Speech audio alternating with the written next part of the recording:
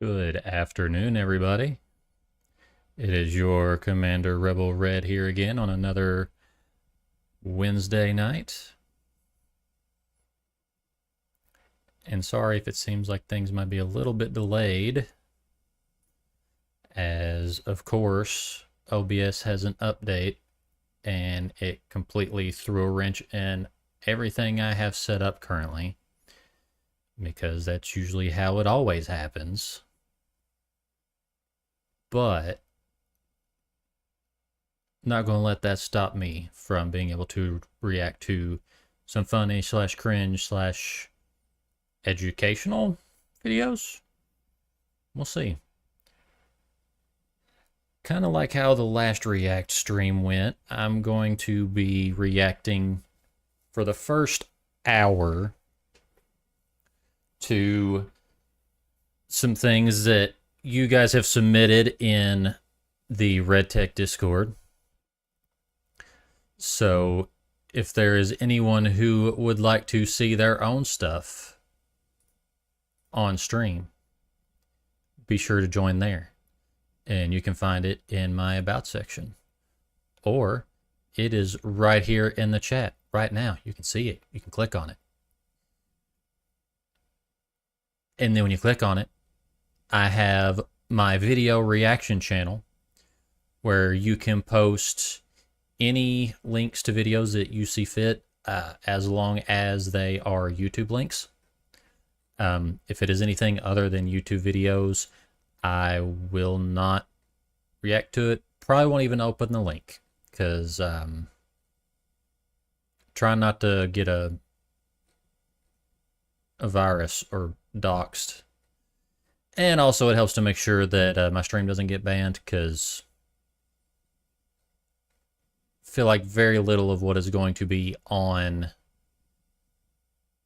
YouTube is going to have the potential of getting me banned.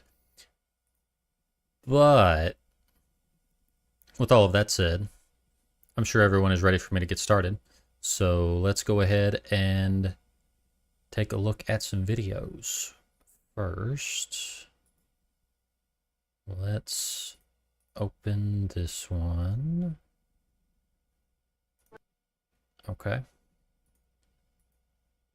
I've got my collection of videos selected and going down the list here.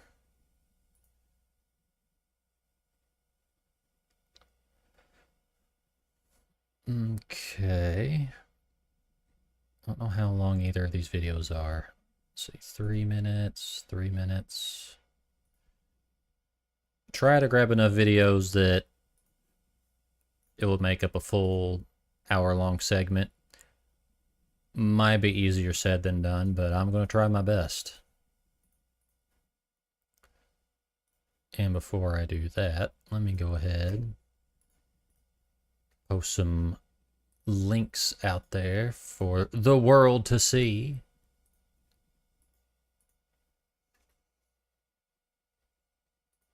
And let's see here.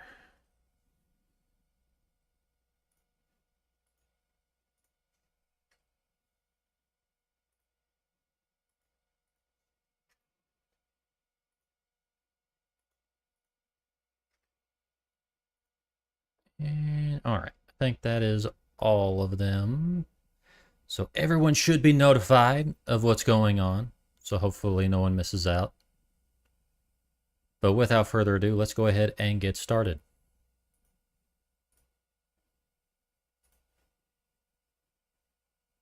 All right. So what is going on with, oh, for crying out loud.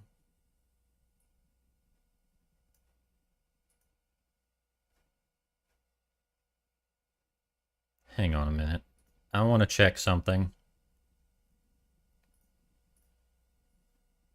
Okay, so why is it that way on there, but it's not in the base section of the stream?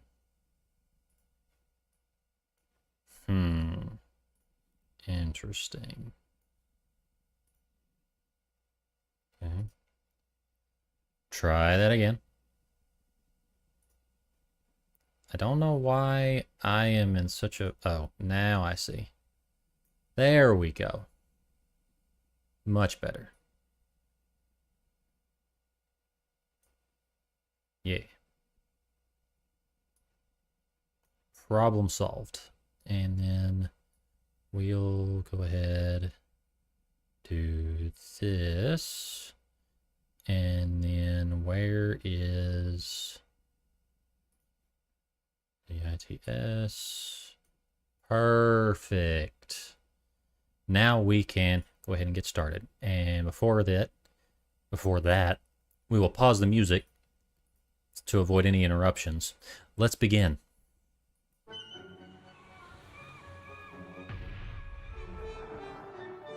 Oh, that's unfortunate.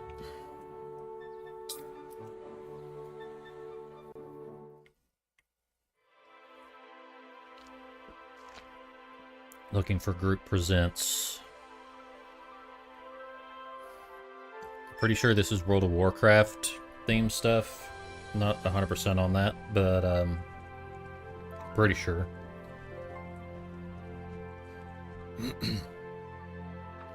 Just because I recognized a character from the thumbnail. Uh-oh.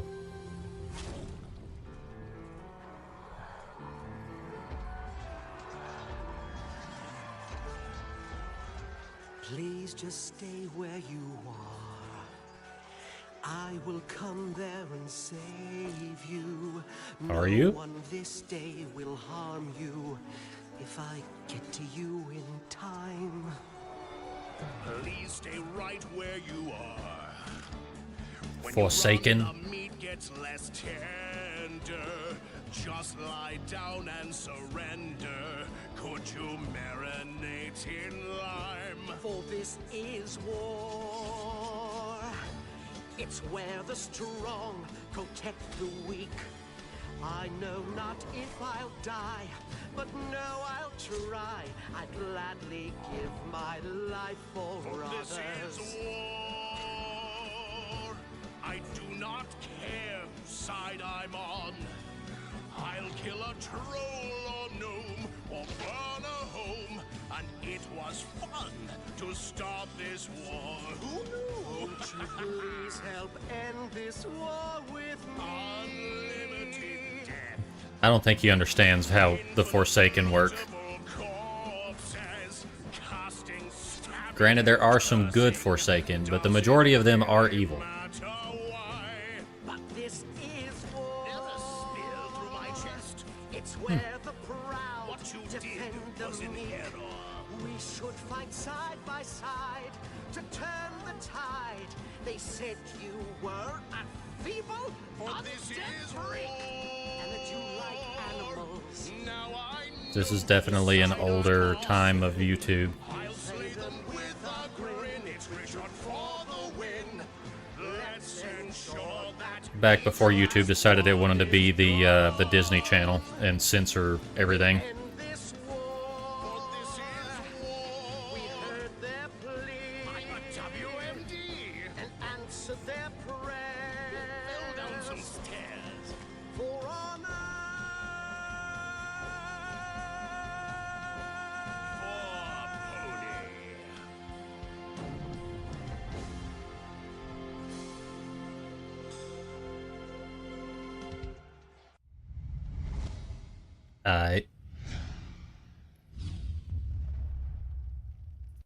Well, that was definitely something. How old is that video? 12 years old. Okay. Let's say it felt like an older video. I feel like Looking for Group has been around for a very long time.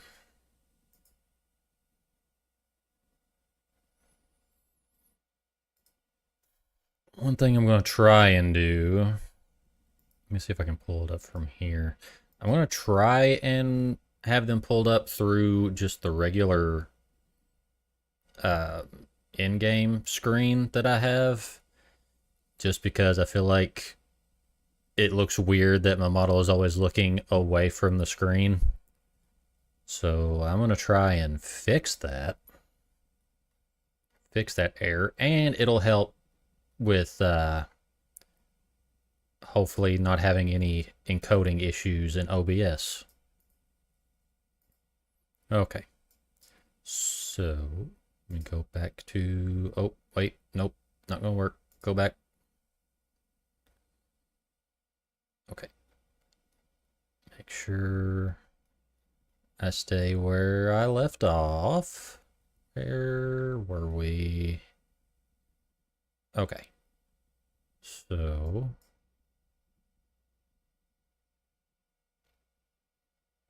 and then I need to, I should be okay. I don't think it's going to play any notifications from Discord. Worst case, I can just mute that tab so no notifications come through. Perfect plan. I'm a genius. But anyway, I'm going to try to have all the videos prepped and ready to go. Hopefully. Okay, where's...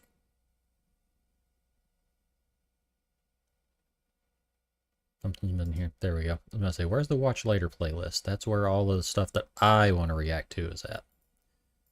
So we'll put that there. Okay, so if I do full screen, how is that going to look?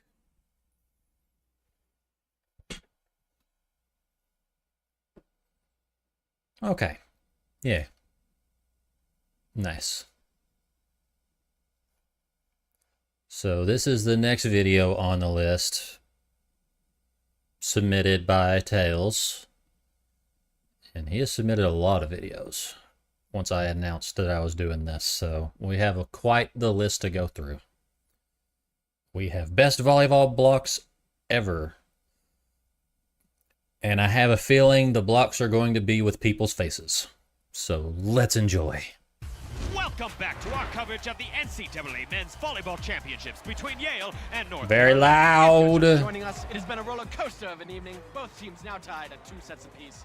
The winner of this final set will be the national champions. North Carolina leading by 1. Yale and their team captain Scott Sterling. Oh, wait. I remember this. Hold on. Or it's all over. Match point for the Tar Heels. Jones preparing for what may be the last serve of his college career. And here we go.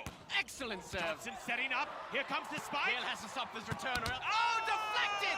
Right into Scott Sterling's face. And Yale ties it up. Unbelievable! The perfect save. Ladies and gentlemen, because Scott Sterling's face has entered the building. Take a gander at this replay. The angle at which Sterling deflects the ball off his skull is nothing short of perfection. Like watching Da Vinci paint. Professional at work. Yale now on the prowl to take the lead. And Carolina setting up what is bound to be a devastating return. And here it comes. Oh, nearly! Sterling makes another tremendous save. And North Carolina's wasting no mother of pearl! Sterling scores! Welcome to the heavyweight bout between Sterling's face and everything else. He looks as though Oh, he's dang. praying.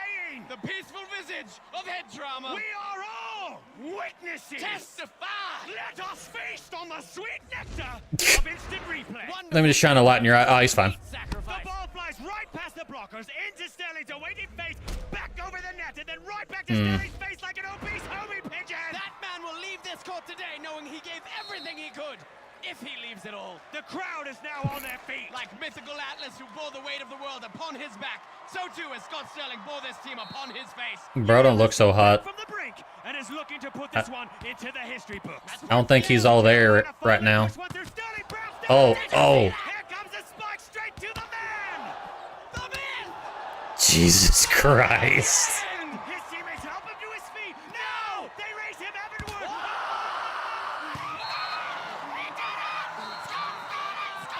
He ascended through the air like a defensive angel! An angel with the face of a devil. Look at this replay! 1 is the loneliest number! 2 tickets to paradise. 3 times the lady! 4 ever young! As the crowd charges the court, the people are weeping. Tears of joy! The tweets are tweeting. Did that say reserved for Sterling? Are preparing to receive the man The himself. 8th wonder of the world! The Great Wall of Sterling. I'll tell you one thing, when Armageddon comes, I want to be in a bunker made of that man's face! Until I mean- next time, good night, everyone. Same. Thanks, guys, for watching the video and celebrating another Scott Sterling win. Make sure you watch our other videos and subscribe for more sports highlights and hilarious videos. Comment on your favorite Scott Sterling moment. And we also want to thank Coach Jared Meekum of the Tar Heels for joining us. Yeah, thanks for having me. Be sure to share this video, my tragic loss, with your friends and family. We beat you guys. All right, Bulldogs. Woo!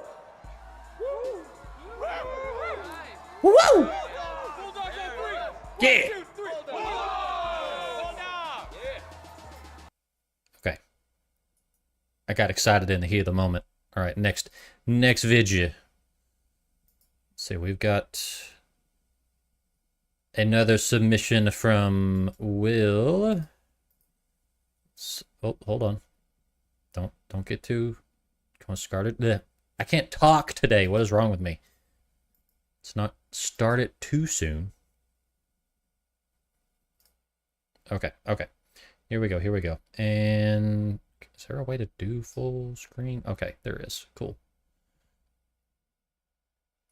All right. Another submission by Will. Let's see what he has given us today. It's Marvel Rivals, of course. What did Reed do? What did he do? The battle starts in 5, 4, 3, 2, 1. All you need to do is capture the mission area. Got it?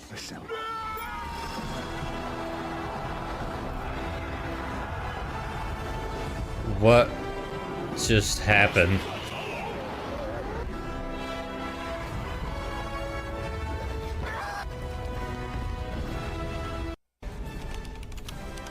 The battle starts in 5, So 4, 3, I'm assuming it was a Doctor Strange portal, but all you need to do is capture the mission area.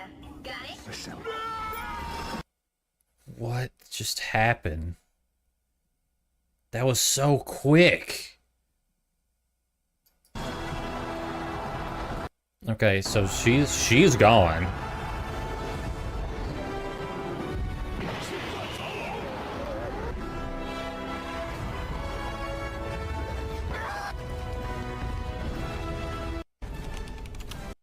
I'm just caught off guard by how fast that...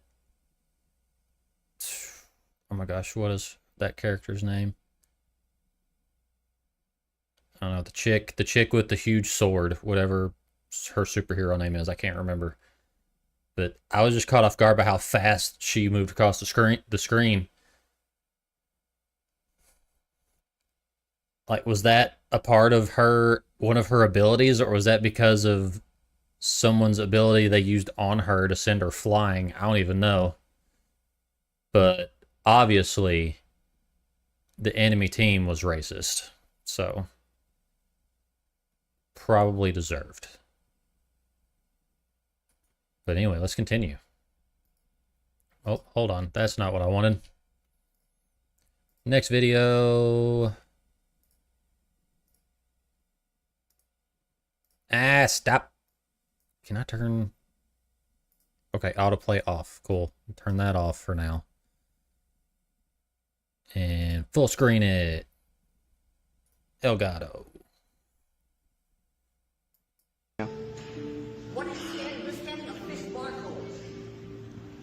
NPC odd behavior. Sir, you're not listening to me, then I'm gonna call the police. That is not LA Fitness barcode. That's a fish barcode. Sir, look. He's like, what do you want me to do? It's like the visible confusion in that man's face. It's like, what? I don't know him. What you want me to do about it? I'm just here. I'm just trying to get swole, and this guy just shows up out of nowhere.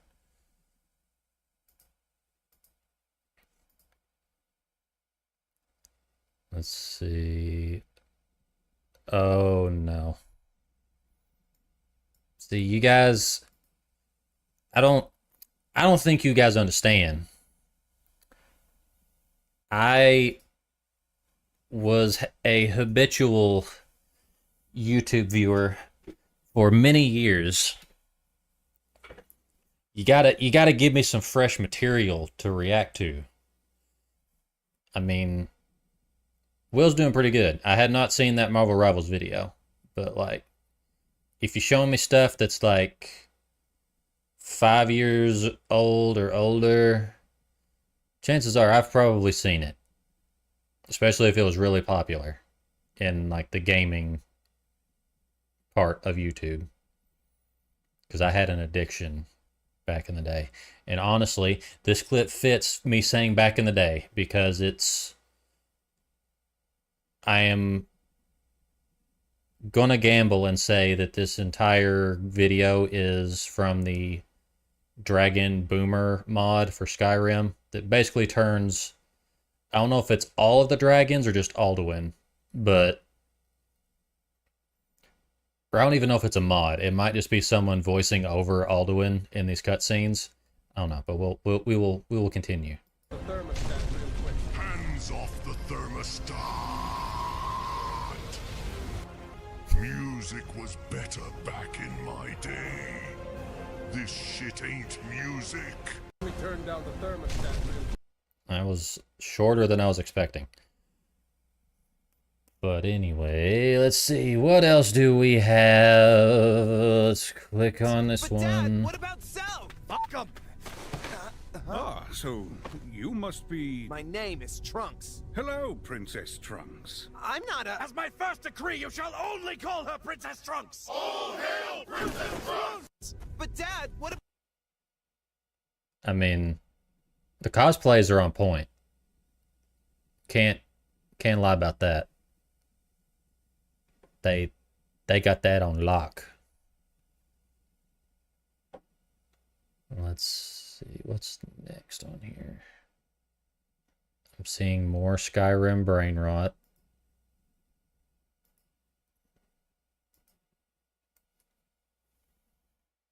Okay. Oh no. I already hate what I am seeing from the caption. You need to goon inside, little cuck. But why? I want to watch The Sims. Get inside the cave. I'm being dead-ass. Yes, Alpha. Why are we edging? Why do you think? End of the grind. Gritty towards the block when we shill your OnlyFans. One at a time. What am I just looking at? You need to goon inside. Not only am what am I just looking at, what did I just hear? What in the unholy cringe did I just listen to? My ears feel violated and offended. I don't know who's responsible. Actually, I do know who's responsible because it says their name when they posted it. Crystal, I blame you for this.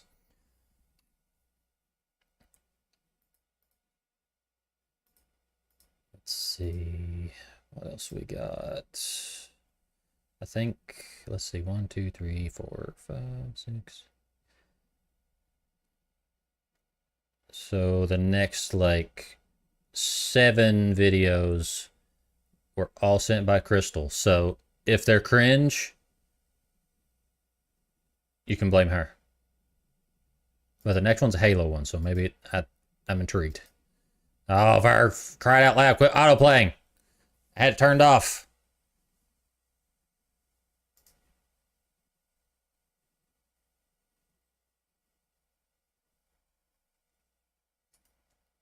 What?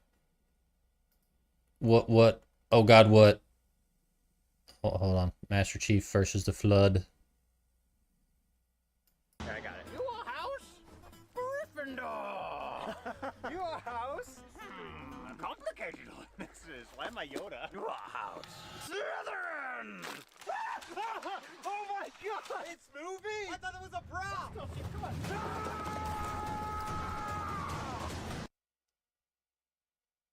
Yep.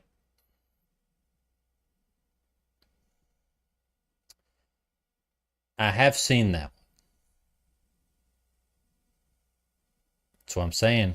Actually, let's see. How old is that video? 3 years old? Come on, guys. Give me some new stuff. Fresh material.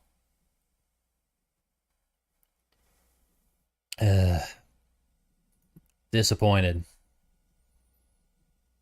Alright, what's next? Okay, this one might be one that I have not seen before. So, interesting. I have a feeling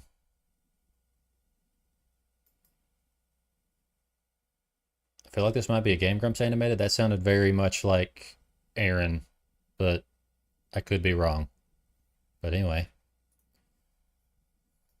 Silver, you should catch those missiles with your mind and throw them back. Okay, here I go. Wow. I write a lot of fanfic about you, so I know what's up. Well, that's maybe something you shouldn't tell someone. No, I don't care. I'm cringe, but I'm free, Silver. I'm free. I guess I can't argue with that. I'm free tonight. You should hit me up. I think I got a thing later. Oh, can I go? I like things. No, it's kind of a work thing. Well, I mean, you could work me. Average interaction with a Mobian enjoyer. I appreciate it. I mean, then let's go. If you appreciate it so much, what's the deal? Silver just to like one of no the offense. Citizens is like, what do I do? What do I do? Oh, that's Anna. She It's no use. and doesn't let go until they die. Good luck. Oh no. She wasn't talking to you, was she? I don't. Silver, can you put this collar on? I mean, I can't tell if they're trying to do like an Aaron Hansen voice, but it's pretty dang close. Or at least whenever he is trying to like put on a girl voice, it sounds almost the same.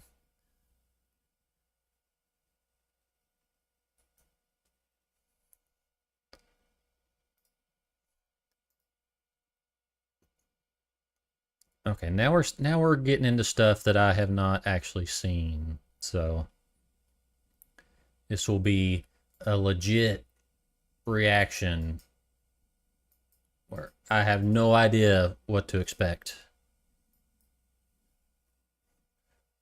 My Hero Academia related.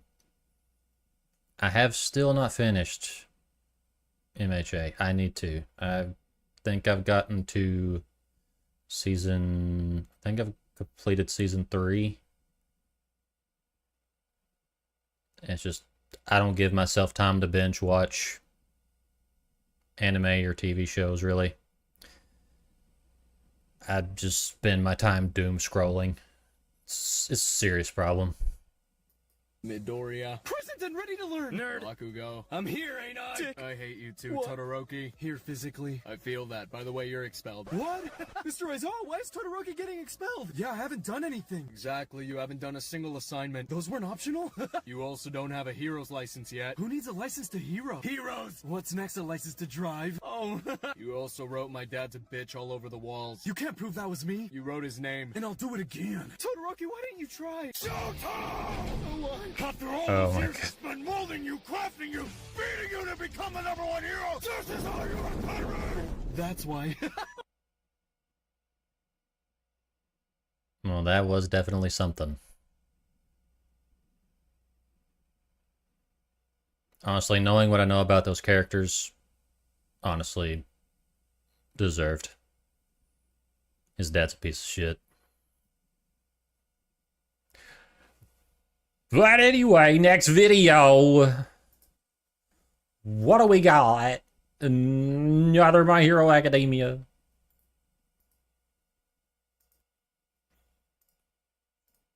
Okay. I really wish I could find a way. Is there a setting that I can change? Playback.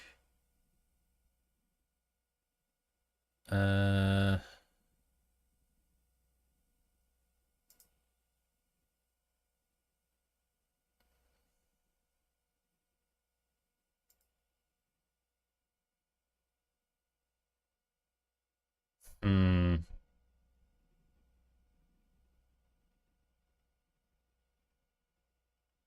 I feel like there should be a setting where it doesn't autoplay as soon as I open the link, but I'm not seeing it. Okay, we'll just have to continue with this, I guess.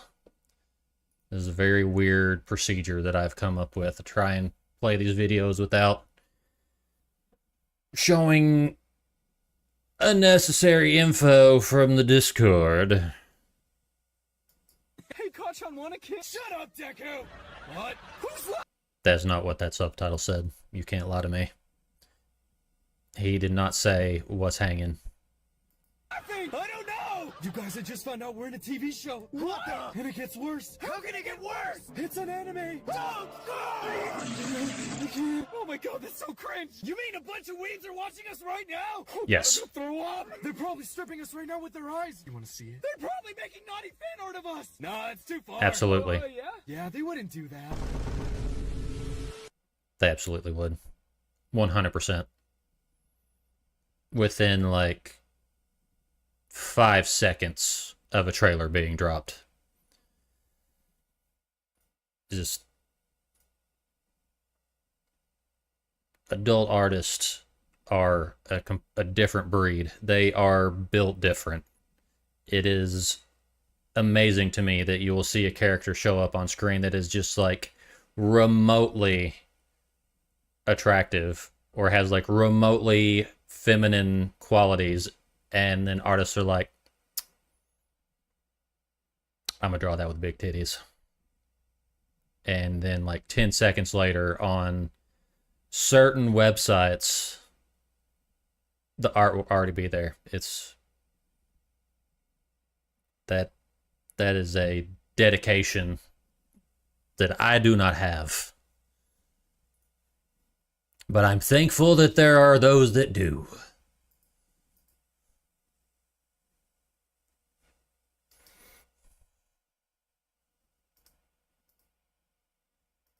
Okay. Next video. Konchan, why'd you choose this place to eat? Oh, the wings are good. Okay. Shut up, Deku. At least we're not like that guy. Is he sitting alone? I'm so depressed. I hope our waiter's cool. I hope our waiter's hot. Would you settle for icy thought? Oh my god! I hate it. I know what you're thinking. How did you? How do I look so fire in these booty shorts? That's not what we were thinking. You didn't even shave your legs. Why smell like red and one white? Gotta pay those student loans somehow, am I right?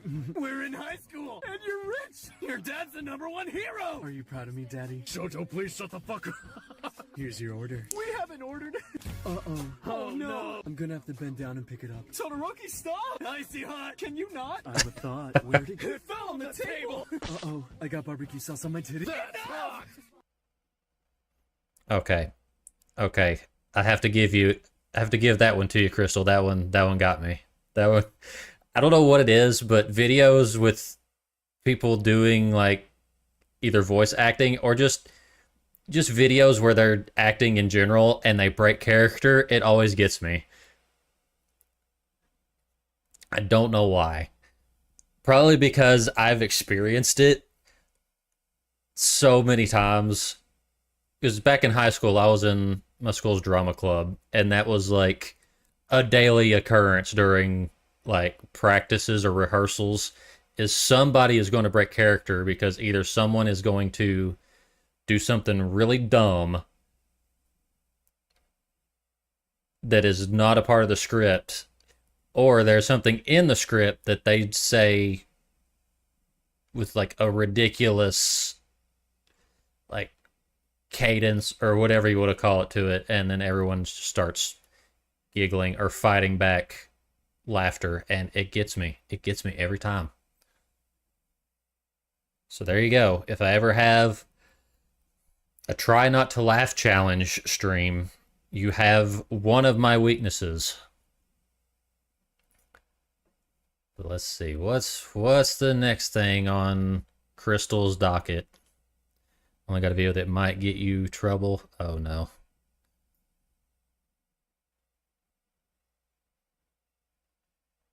I mean, if it's on YouTube, I don't know. I say that if it's on YouTube, it should be safe, but who knows?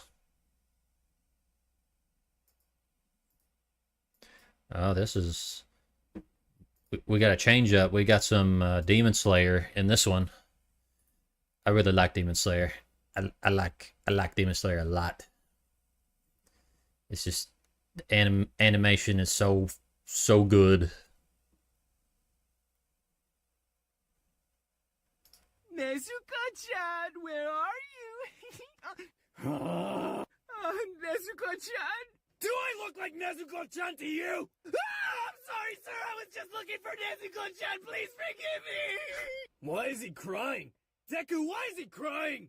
I don't know, but I get it, Konchan. So, of course God. you do. Whoa, Deku, look, a pig man. The name's Inosuke Hashibira. Allow me to show you what I'm capable of.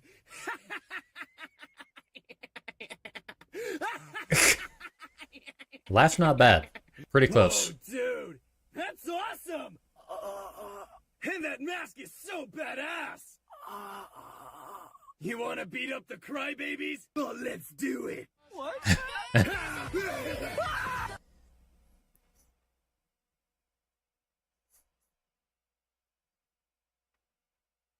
Say the voice acting for let's see. The voice acting for these is really good. They're pretty close on a lot of them. Whoever's doing Bakugo is like spot on.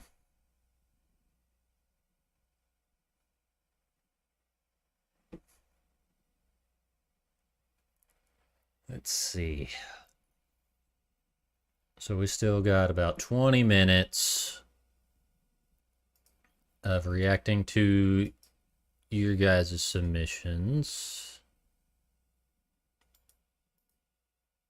This one seems interesting.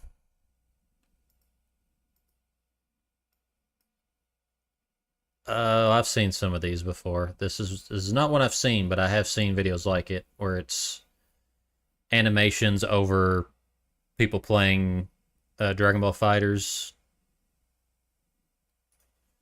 I like a lot of these, especially the ones that have the guy who's doing an impression of Frieza. Those are always funny to me. Wait. Why am I marketable? Whiz? What happened? I'm a f***ing Lego! It seems you're a senator.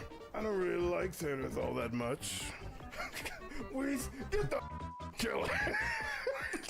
Pierce, you can't just say that. Feeling a little racist today, I suppose. Whoa. Lord Beerus.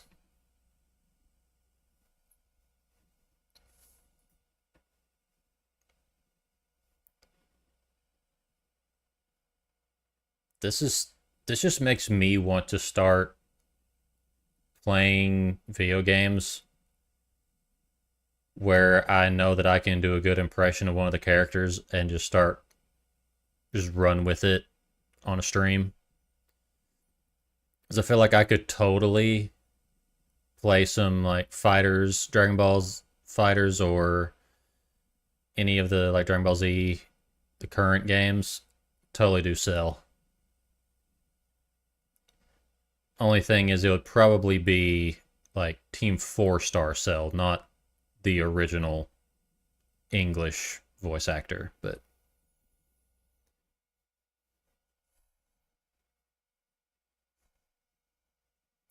let's see, what is next? I'm trying to think of characters that I've done well with doing impressions of. I don't know, that might be something I'd get your opinions on. Because I know you have said, Crystal, there's a few of the characters from Zenless that I do pretty well. Only thing is that I'm pretty sure the ones that you said that I do good impressions of are characters that I don't really main in that game. So it'd be a little difficult. I would have to, if I wanted to do that, I would want to grind that character a little bit more.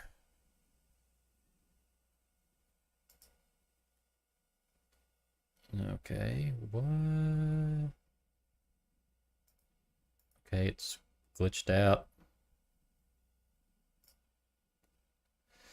How depraved, huh? Hey, don't worry about that. I'm basing it on videos submitted in the Discord, so if anything, if you're depraved, you only have yourself to blame if I find out about it. I'm just saying.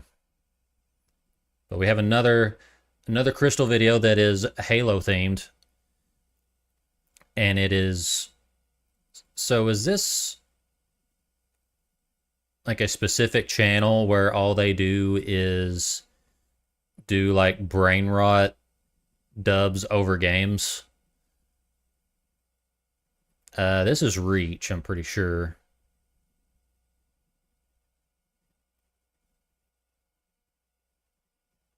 Because I think the ones that you sent from Skyrim, it sounds like they're the same people. Or the same channel. So I think that's kind of like their shtick, is they do dubs over game cutscenes. Which is hilarious because one of my favorite YouTube videos is a like abridged reading of a game, which is the iDubbbz Sonic videos. Those are hilarious. Keep it, Jesus! Save me! What about teamwork? Move! It's every man for himself! What's the sitch, bottom bitch? Peeped what happened to Jorge. F in chat for the homie. Oh, skip it, Jesus! It's like, I feel like with these, they are kind of hit or miss. It's like sometimes they'll get me, and other times it's like a soft chuckle, or just cringe. I mean, with brain rot related videos, I can expect there to be some cringe. So let's see. Okay, so this one might be a bit on... Okay. This one... Okay, I thought this one would be a little bit longer. It looked like it was going to be a longer video, but it's only 3 minutes. That's fine. Are we going to learn something? I've seen this channel before. I don't think I've seen this specific video from them, but they go into a lot of detail on... I would say this is a really good place to start if you're wanting to start getting into writing, because they go into very good detail on all the different aspects of writing, whether it's like story genres or character arcs, different types of characters. Good stuff. It actually helped me a little bit coming up with the lore for my character and things like that. So if you want to get into writing, I definitely recommend them. So here's something fun about Greek mythology. Everyone knows Blue and I like to rag on the Romans for mashing their gods up with everyone else's, but to be totally fair to them, it's not like they were the only ones. I mean, the Greeks did it to themselves on multiple occasions. I think the one everybody knows about, or maybe don't know they know, is how Artemis got mashed together with the goddess Selene, the original Greek moon goddess. Now her brother Apollo also got mashed together with Helios, titan of the sun, but in his case the transition was smoother because most of Helios's myths could easily be ascribed to Apollo. I mean, Apollo's primary defining trait was that he liked music and pretty girls, not exactly the most restrictive characterization. Helios's stories have all but been subsumed. Today is gonna be the day that I'm going to throw the sun at you. See, Artemis's thing is that she didn't like dudes. Like, at all. Now, there's no evidence to suggest that she liked girls either. Sorry, Internet. See, Artemis is actually pretty textbook from a modern-day perspective. She's never expressed an interest in sex and has only romantically loved one person, the hunter Orion. You may know him as that chunky star guy over the northern hemisphere. So, no sexual attraction, and romantic attraction only blooming after a long and already intimate relationship. Hey, would you look at that? But I'm not here to speculate about the hypothetical orientations of ancient goddesses, no matter how fun it might be. The point is, Artemis's primary defining feature was no boyfriends ever except for that one time. Now this came into direct conflict with Selene, whose only major story involved head-over-heels love at first sight. You're probably familiar with this story in some form, but not its original. So... Disney characters. That's what I'm getting from these two stories. Is one is a tragic Disney princess and the other is the love at first sight Disney princess.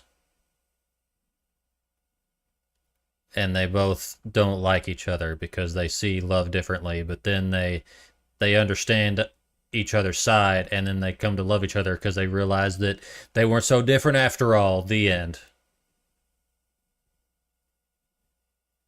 Disney movies.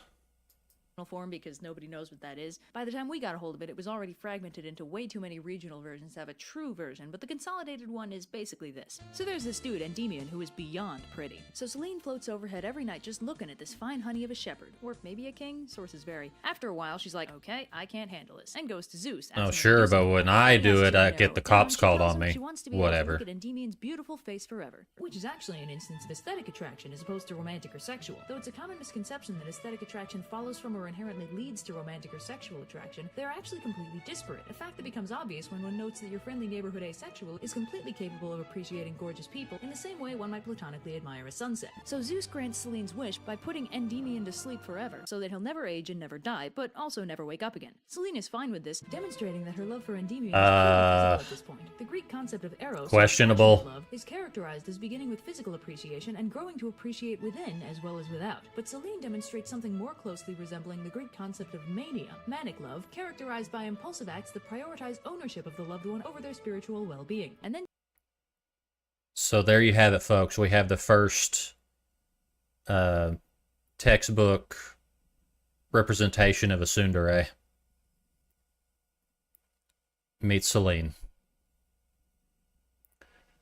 But yeah, can we just talk about how, like, one of the other Greek gods is like, yeah, he'll live forever, but he's going to be asleep forever. And then Selene's like, I can work with this. That's a red flag. But they're Greek gods and goddesses, so that's kind of par for the course for them. They do be doing a lot of unconsensual things to other gods. We won't get into that right now. She proceeds to have 50 kids with Endymion. Whoa, not cool, lady. He's asleep. Bruh. What's love got to do with it? So literally what I said that they do happened. What a surprise. So she assaulted a sleeping dude. Man, that's messed up. It's bad enough that she's gonna assault a guy. Like, he isn't even awake to even possibly enjoy it. It's messed up, man.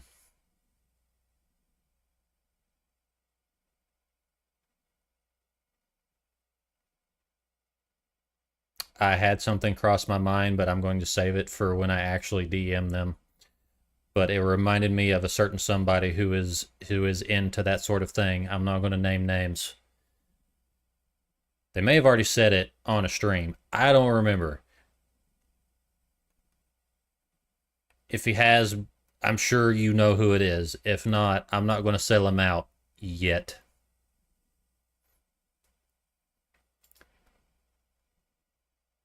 Waddles.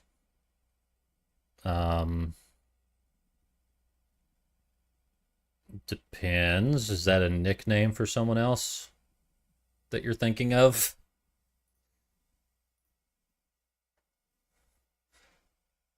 I don't recognize the name Waddles.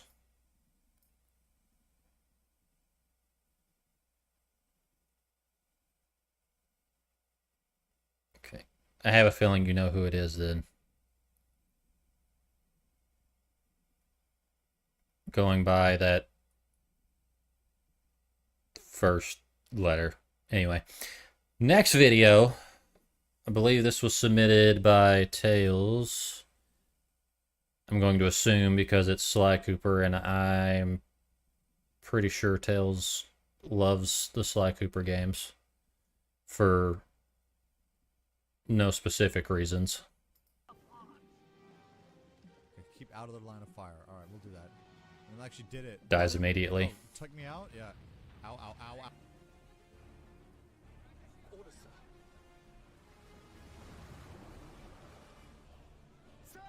Paying attention.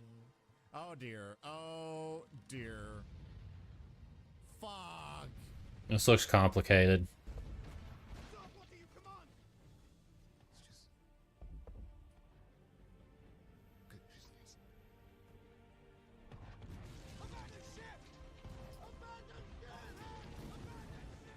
Oh, this is low quality.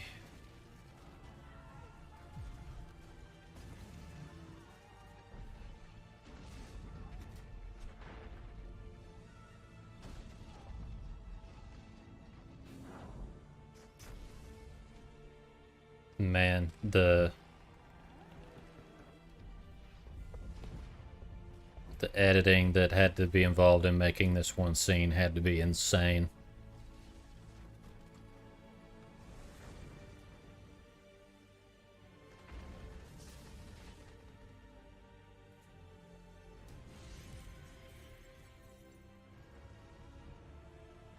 Can't imagine what kind of computers you had to have be able to run something like this.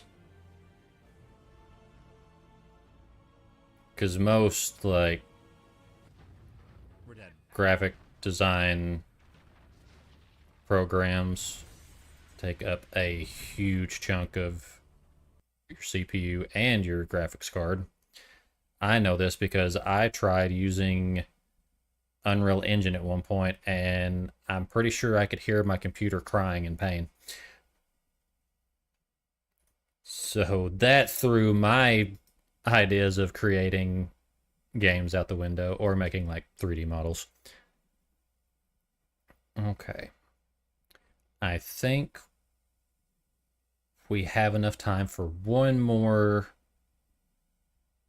suggested video from the reaction channel, and then we will go into a few of the videos that I picked out to watch. Granted, these will just be, my videos will be probably just two longer form videos, about 12, 15 minutes a piece. So we'll be able to kind of burn through those all at once. But anyway, hold on. Full screen. There we go. I always felt bad for the grunts when playing Halo, because like they're just little guys, and when they're alone, they're completely helpless. Face your cringe. Oh no. It's just another brain rot video. Can't wait.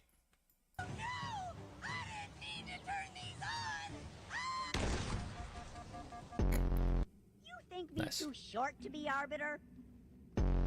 Yes. Stand still much longer. We be on date. Have you gained weight? Rude. What do you mean again? It's the gas. When I'm on the gas, I don't know what I'm doing half the time. Any last stupid human words? Where'd my gun go? Oh, right. Okay, that one was kind of adorable. So wait, are all these actual voice lines from the game, or are these voice actors again? I can never tell with these videos, because I could totally see a grunt actually saying these. I feel like the first one is kind of out there, but the rest of them I could totally see a grunt actually saying. It's been forever since I've played a Halo game, so I have no clue. But that was the last video of the React channel, or from the Discord. Suggestions, sorry. Click the wrong button. So, quit autoplaying, computer.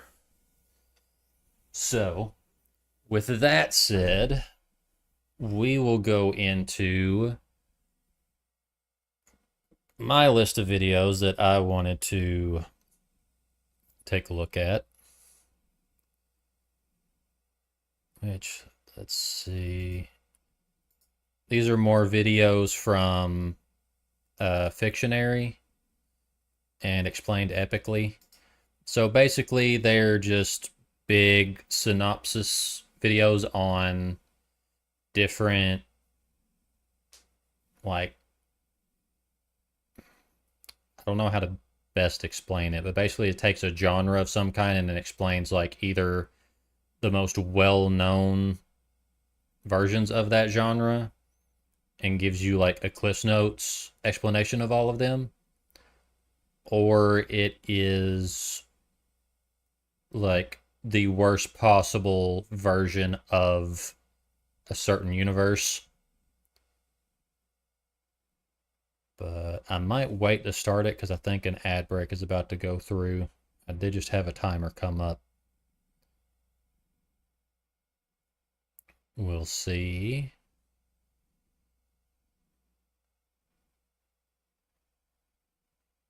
Questionable. I know it's going to happen. As soon as I hit play, the ad break's going to kick in. It's going to do it just to mess with me and make me upset.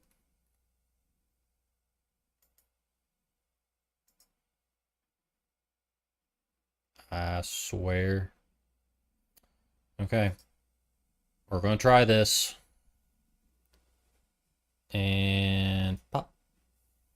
So the first video we have Fiction's Worst Events Explained in 12 Minutes.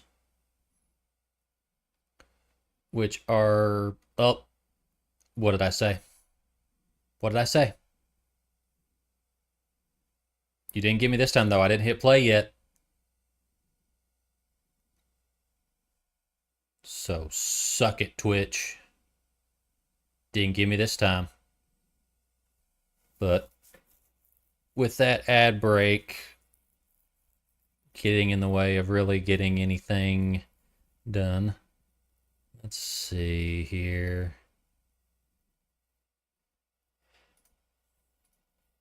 Oh. Taking a look at YouTube just to see if there's anything else that might be interesting to react to. And it looks like there's already people that have access to the Battlefield 6 campaign. So it seems like it's a little long, so I don't know if I'll react to that tonight.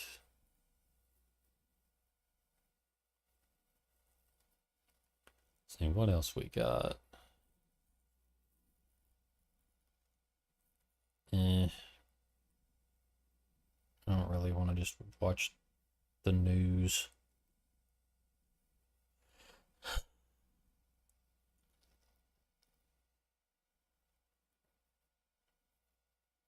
Let's see here.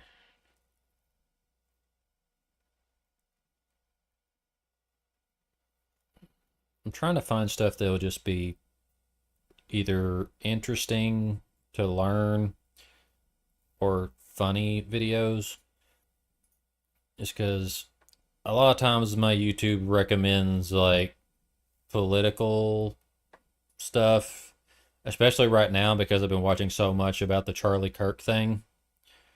So my feed is kind of filled with stuff debating everything that went down during that and everything that's led up to it. But yeah, I'm trying to find stuff that isn't going to get me to start ranting on stream.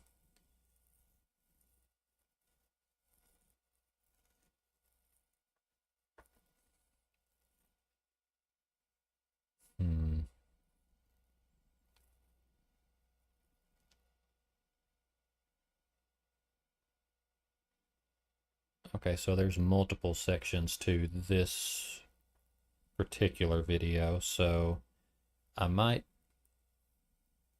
going to react to them all in a row, but we will come back to those videos. In fact, we'll save that for later. Okay, welcome back everybody. Sorry about the ad break, but exactly what I said would happen did happen. But now we're here, and we can go ahead and start the video. So this is Fiction's Worst Events Explained in 12 Minutes. And I can say that I have a pretty good grasp on all of these universes, except for Black Mesa. I don't know a ton about the Half-Life games. I know a bit of the backstory. I haven't actually played Half-Life. And I tried playing Dead Space. I actually tried playing Dead Space on stream, but apparently the PC port does not work very well, so that got scrapped. But I do know enough about the backstory that I feel like I won't be lost as it's being explained in the video. And then I know about the first event that they're going to talk about because I've seen clips of it several times, but I have not actually sat through and watched Berserk all the way through, which is what the Eclipse is from. But anyway, let's learn together. The Eclipse. The Eclipse is one of the most horrifying events in all of fiction. It all starts with Griffith, a charismatic leader of the Band of the Hawk and his dream to rule a kingdom. But when Guts, his closest warrior and only true equal, left the Hawks, Griffith lost control. Desperate and unstable, Griffith seduced the king's daughter, Princess Charlotte. He was caught, imprisoned, and tortured for over a year. Guts, who had left to find purpose outside the Hawks, returns after a year and helps rescue Griffith from the Tower of Rebirth. But at this point, they messed him up so bad that he became physically crippled and wasn't even able to speak. After realizing that his body was broken and his dream was gone, Griffith takes a carriage and drives off alone. The carriage flips over a rock and crashes into a lake. Bleeding, we're reacting to Vidges. Collapses with the crimson behelit in his hand, and that's when it activates. Oh, I remember the world that around scene. them shifts, and Guts, Casca, Griffith, and the Band of the Hawk are dragged into a hellish realm between worlds known as the Interstice. The four members of the demonic god hand, Void, Slan, Ubik, and Conrad, they tell Griffith that his suffering was always meant to lead him here, and that he is destined to become one of them as the fifth member. He is then given a choice: sacrifice everyone around you that you care for, or stay a a cripple. Griffith chooses to sacrifice all of them, stating that he would give up everything to fulfill his dream, even those who loved him. Every member of the band gets a mark that attracts demons and ensures that they're treated as sacrificial offerings to the apostles. Hundreds of apostles, humans who sacrificed others to gain demonic power, descend on the branded hawks and slaughter them. So basically like Sith from Star Wars. But what is it, Azzy? What news do you have for me today? Okay then. I just saw what you had posted, Shards. I feel like I already saw the other one, but I forgot about it. And seeing it pop up in my Discord chat kind of caught me off guard. Remember your ER visit? I do. What's the news?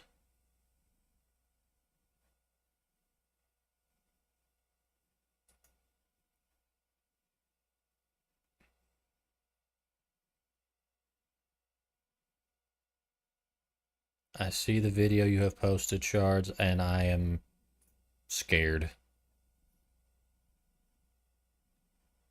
Fractured your wrist? Jeez Louise. I think you just need to be either on under constant supervision or be in a padded room, Ozzy, because I feel like every time that I hear from you, you have done something to injure yourself. In a blood-drenched massacre. Guts fights with everything he has to protect Casca. He loses an eye and an arm in the process. Griffith, now reborn as Femto, the fifth God Hand member, descends and assaults Casca in front of Guts as his first act as a demonic being. Guts and Casca manage to survive, but both of them are changed. Casca suffers a complete mental breakdown, going into a childlike state. Guts becomes the Black Swordsman, consumed by rage and vengeance. So, yeah, if you somehow manage to get stuck here, you're cooked. I don't know if I should... I wouldn't be surprised if you were serious, but I'm questioning if you are, Azzy. My dream. The rumbling from Attack on Titan is when all the giant titans inside the walls come out at once and start smashing everything. It starts with Eren Yeager. That begins as a boy living on Paradise Island, a place isolated from the rest of the world and trapped behind enormous walls meant to keep the monstrous titans out. For years, Eren's life has been defined by hatred for the Titans, driven by a desperate desire to protect his friends and destroy every last one of those creatures that tore his hometown apart and killed his mother. But that changes when he learns that Paradise is hated and feared by the rest of the world. Marley, a powerful nation across the sea, uses Titans as weapons to dominate other nations, while oppressing Eldians within its own borders, branding them as monsters. So, in order to save his people, he does something unexpected. Eren's goal is to wipe out most of humanity using the rumbling, in order to protect the people of Paradise Island from future attacks. Eren possesses the Founding Titan, an ancient and terrifying power that lets him control the colossal titans imprisoned within the walls. These titans are gigantic, nearly unstoppable forces, capable of crushing entire armies. Yeah. Fun fact, this is where I came up with a lot of the lore for the, or at least for part of the backstory of my character. That's because I always make the joke that I'm like the Eren Yeager of zombies. I am a zombie who hates and wants to destroy all other zombies. That's pretty much Eren, at least in the beginning of the anime. He kind of changes his tone a little bit as things progress, but I won't give spoilers. And cities underfoot. Eren uses the Founding Titan's power to awaken the colossal titans in the walls. As the rumbling begins, countless colossal titans step out from the walls, destroying entire cities. Their size and numbers make conventional military resistance impossible. Eren's former friends, the very people he swore to protect, form an alliance to stop him. Marleyan soldiers and Titan shifters like Armin and Reiner join forces in a desperate attempt to end the apocalypse. Their mission leads them to confront Eren directly, who has fused with the Founding Titan and taken on a monstrous form. In the end, it's Mikasa who makes the ultimate choice. With the world falling apart and no way to reach the Eren they once knew, she kills him to stop the rumbling once and for all. The rumbling ends, but the damage is done. Over 80% of the world's population is gone. Eren Yeager. Yeah. I have not actually finished Attack on Titan. Because I'm not going to lie, I watched the first season and it was so jarring, it was hard for me to keep going.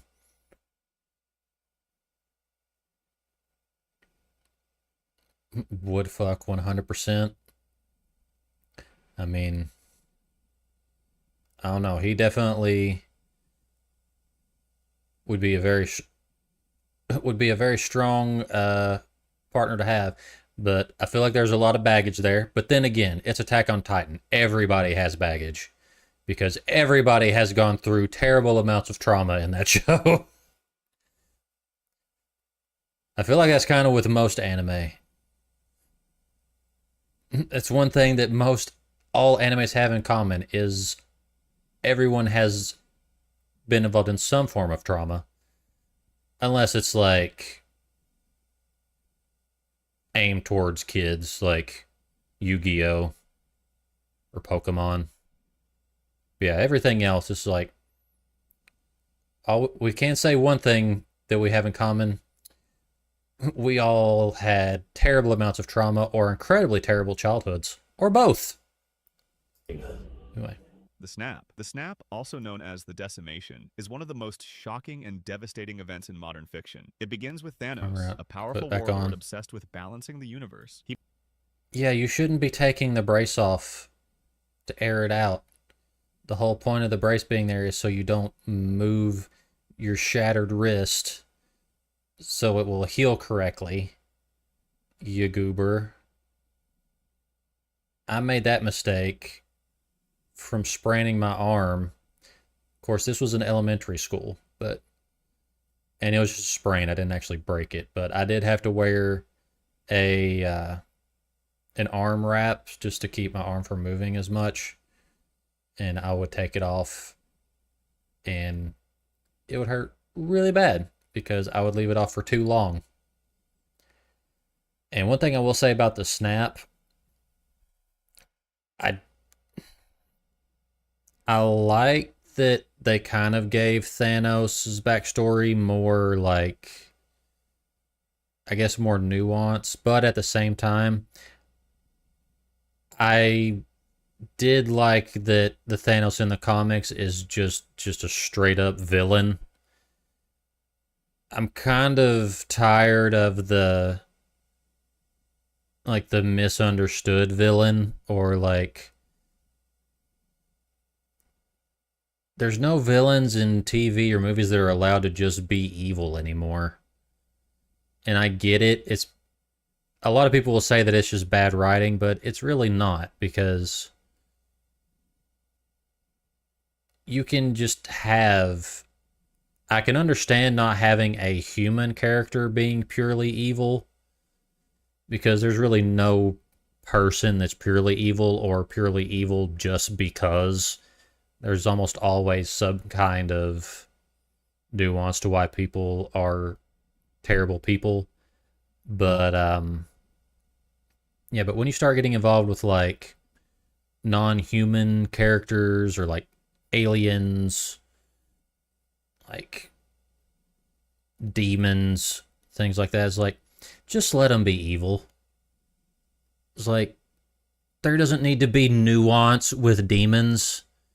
The whole point of demons is that they're otherworldly beings that live purely off of other people's suffering. They're just evil. There's no ifs, ands, or buts, or ways around it. Demons are just meant to be evil. Need to watch more Marvel. I have not watched anything Marvel movie-wise, probably since I watched The Winter Soldier, or no, I was trying to say, I watched Captain America and The Winter Soldier. That was the last thing that I probably watched. And I did watch the first season of Loki. I don't know which one actually came first, but I watched both of those, and I haven't really watched anything since then. believes overpopulation is the root of suffering and wants to prevent suffering caused by resource shortages. To do this, he seeks the 6 Infinity Stones, artifacts of immense power that, when combined in the Infinity Gauntlet, grant him godlike control over reality. He wants to use the gauntlet to eliminate half of all life, randomly and dispassionately. It's like Save the Turtles petition, but instead of actually saving them, you eliminate half of their population. In order to get one of the stones, Thanos travels to Vormir with Gamora. He learns that he must sacrifice someone he truly loves to get it, and he does. He kills his adoptive daughter to get the stone. After claiming the Soul Stone, Thanos sets his sights on the last one, the Mind Stone, embedded in Vision's forehead. The Avengers know. And that's the one thing I was talking about earlier is I don't know if I like how they took Thanos in this. I mean, granted, in the comics, the reason Thanos wants to wipe out half of all life is because he has the hots for death, which in Marvel Comics, death is an actual living being. It's not just a state of being. It's like there's an actual woman named Death in the Marvel Comics, and Thanos is absolutely obsessed with her. So to try to get her to love him, he kills half of all existence. That's the plot of the original comics. So yeah, just a pretty evil dude, where in this one it's a the ends justify the means villain, even though they don't really, because one, when you wipe out half of existence all at once, it just leads to even more death after the fact. I see Bucky, Azzy. Calm down. Calm down. Don't be talking about Bucky if Will's here. He'll start doing impressions of Winter Soldier from Rivals. Don't get him started. And then I'll start doing impressions of Loki, and then it's just a time. But anyway, yeah. I'm not a big fan of the ends justify the means villain, unless they make it like blatantly clear that they are definitely the villain. And in this one, they try, I feel like in the Endgame movies, they try to make it feel like his way of thinking is justified. And I'm not a big fan of that. I feel like wiping out half of existence should not be like, oh, maybe he was right. No. The ends do not justify the means. Sorry. Especially when you have the ability to create anything with the gauntlet. It was like, if the problem is a limit on resources, you have a glove that can make an infinite number of resources. And like I said, even if the only solution is lowering the population, just wiping out half of them all at once is not the solution, because you end up leading to even more death past the half of existence being wiped out.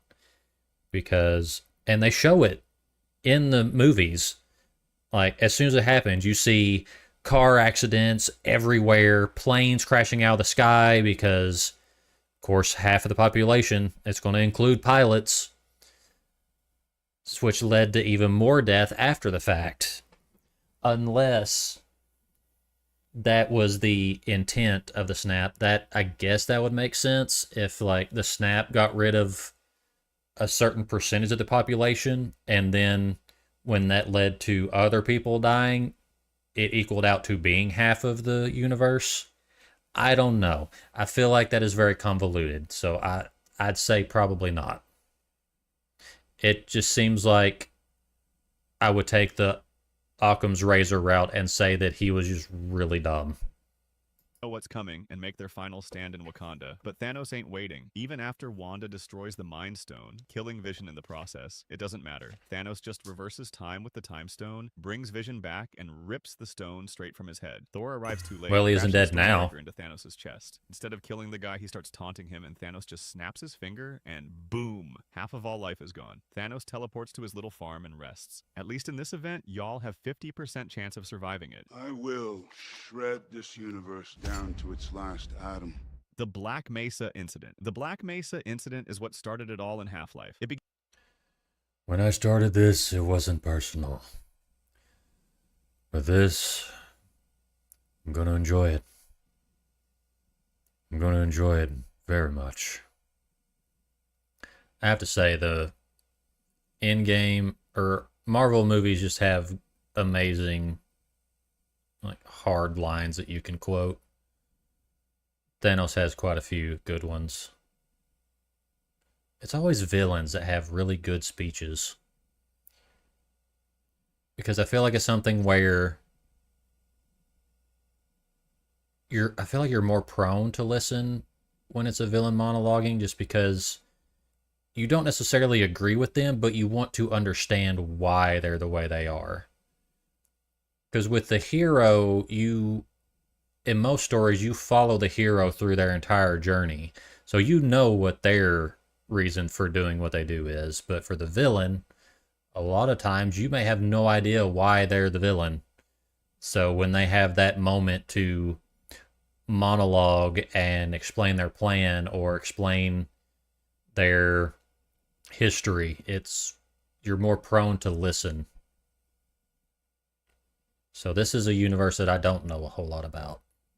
Begins in the underground Black Mesa research facility in New Mexico. Gordon Freeman, a theoretical physicist, is just doing his job, pushing a sample of alien crystal into an anti-mass spectrometer. And let's just say that doesn't end how it was supposed to. The test triggers a resonance cascade, a catastrophic chain reaction that tears open the fabric of reality. Portals to another dimension, known as Zen, rip through space, flooding the facility with hostile alien creatures, headcrabs, vortigaunts, barnacles, and much worse. And the Scientists vortigaunts and become security friendly, personnel are I slaughtered think. within minutes. In response, the U.S. government sends in Hazardous Environment Combat Units, HECU, to rescue the personnel. But their real mission is to eliminate all witnesses. Imagine that. You're just at your 9 to 5. They're pulling an shift. umbrella. All of a sudden, aliens start pouring out of portals, slaughtering your colleagues. And instead of the government saving you, they send in combat units to silence you. Gordon, armed with nothing but a crowbar and whatever weapons he can scavenge, fights through collapsing labs. He realizes that this wasn't an accident and that something or someone wanted this to happen. Behind the chaos is a mysterious figure known only as the Rise G-Man, and who watches shine, Gordon's every Mr. move. He seems to Freeman. control time, space, Rise and reality. and By the time it ends, shine. Black Mesa is in ruins, the military has lost control, and the border between Earth and Zen is wide open. And the worst part? That's not everything. Remember that accident that started it all? Yes, that one. It created a giant "come and enslave us" sign to the Combine. The Combine, an interdimensional I seriously thought he was just going to just end it with a sign that just said "come."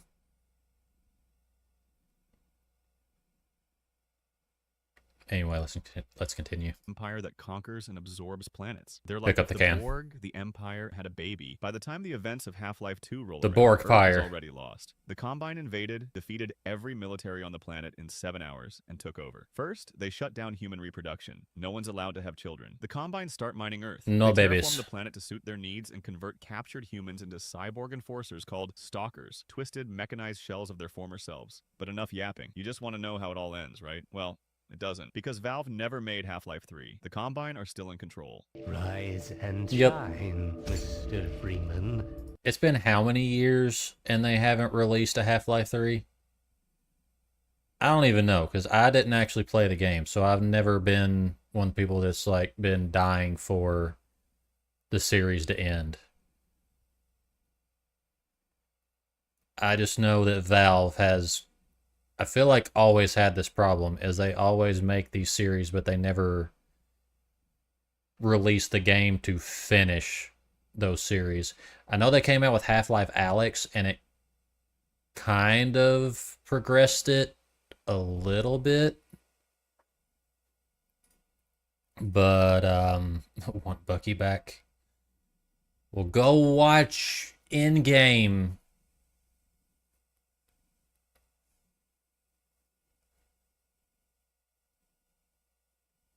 But, what was I saying? Oh yeah, Valve has a terrible reputation of never making a game with the number 3 in it.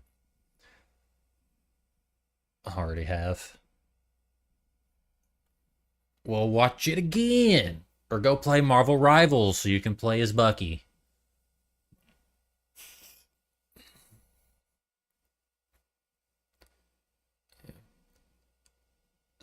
With Half-Life Alyx, I feel like it just kind of was a spin-off game from Half-Life 2 Part 2.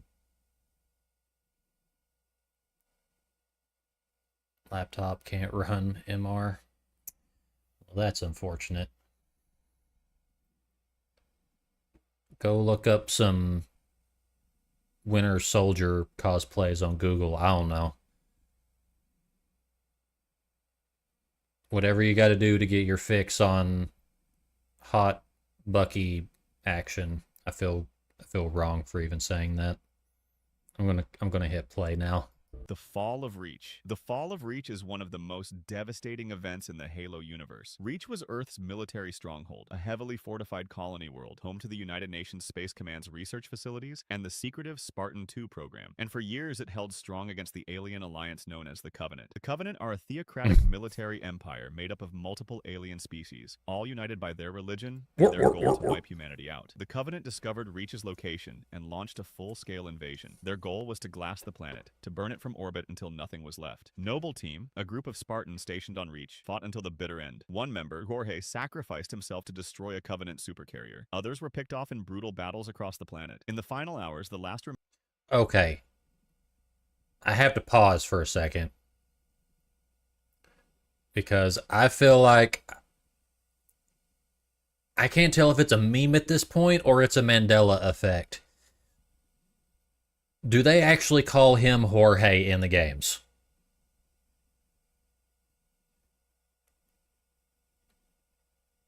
It's like, I've heard that being said so many times, it's like, I can't tell if it's a joke anymore or if I'm literally going through a Mandela effect, because I have always called him George.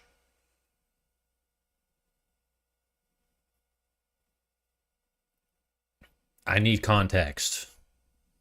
Because...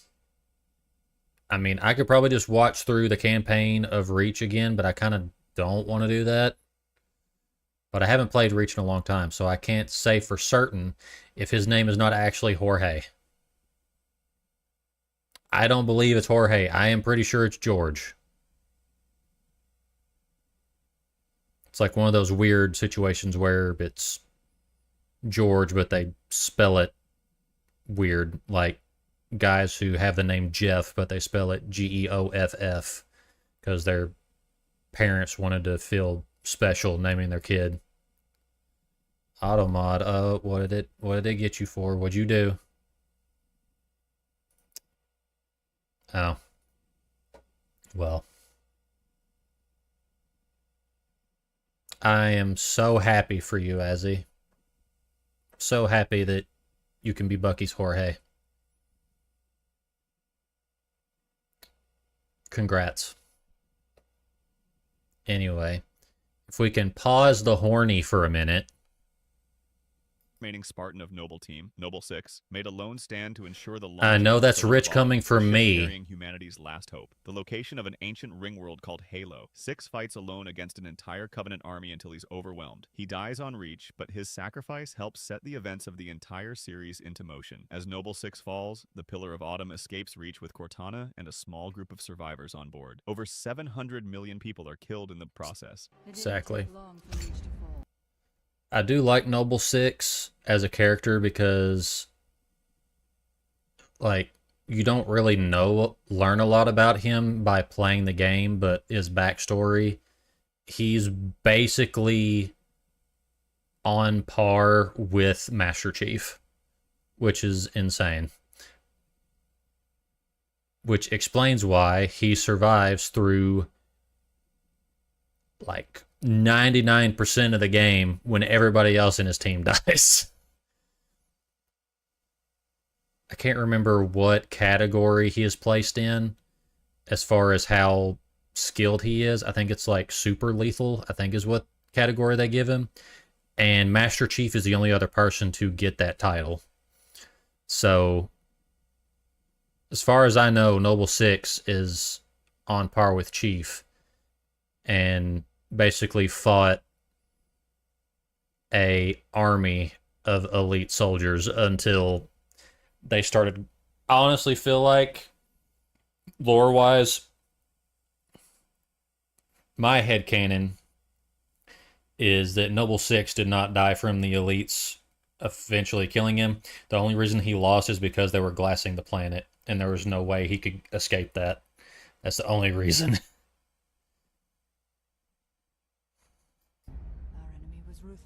Ishimura Incident. The USG Ishimura was supposed to be a mining ship, a planet cracker, built to tear worlds apart for resources. But when it arrived at the planet Aegis 7th, it brought back something it should have never touched, a marker. Not the original, but a fake. A Ritz planet. Copy of an ancient alien A cracker artifact. planet. The marker broadcasts a signal that causes hallucinations, madness, and eventually reanimation. After they die, people are turned into grotesque, reanimated monsters. The Ishimura's crew didn't stand a chance. The ship became a floating morgue. By the time the emergency signal went out, it was already far too late. That's where you come in. You play as Isaac Clarke, an engineer sent in with a small team to repair the Ishimura. They quickly find the ship overrun with necromorphs and almost entirely devoid of life. As you probably guessed, the entire team dies, except for you, leaving you alone with these ugly creatures that were once human. He begins to hallucinate his girlfriend, Nicole, who was stationed on the Ishimura and is now long dead. But Isaac doesn't know that, or maybe he just refuses to believe it. The marker feeds on that hope, dragging him deeper into insanity while it spreads its influence. Just imagine being sent to fix a ship, only to start hearing things that aren't even real.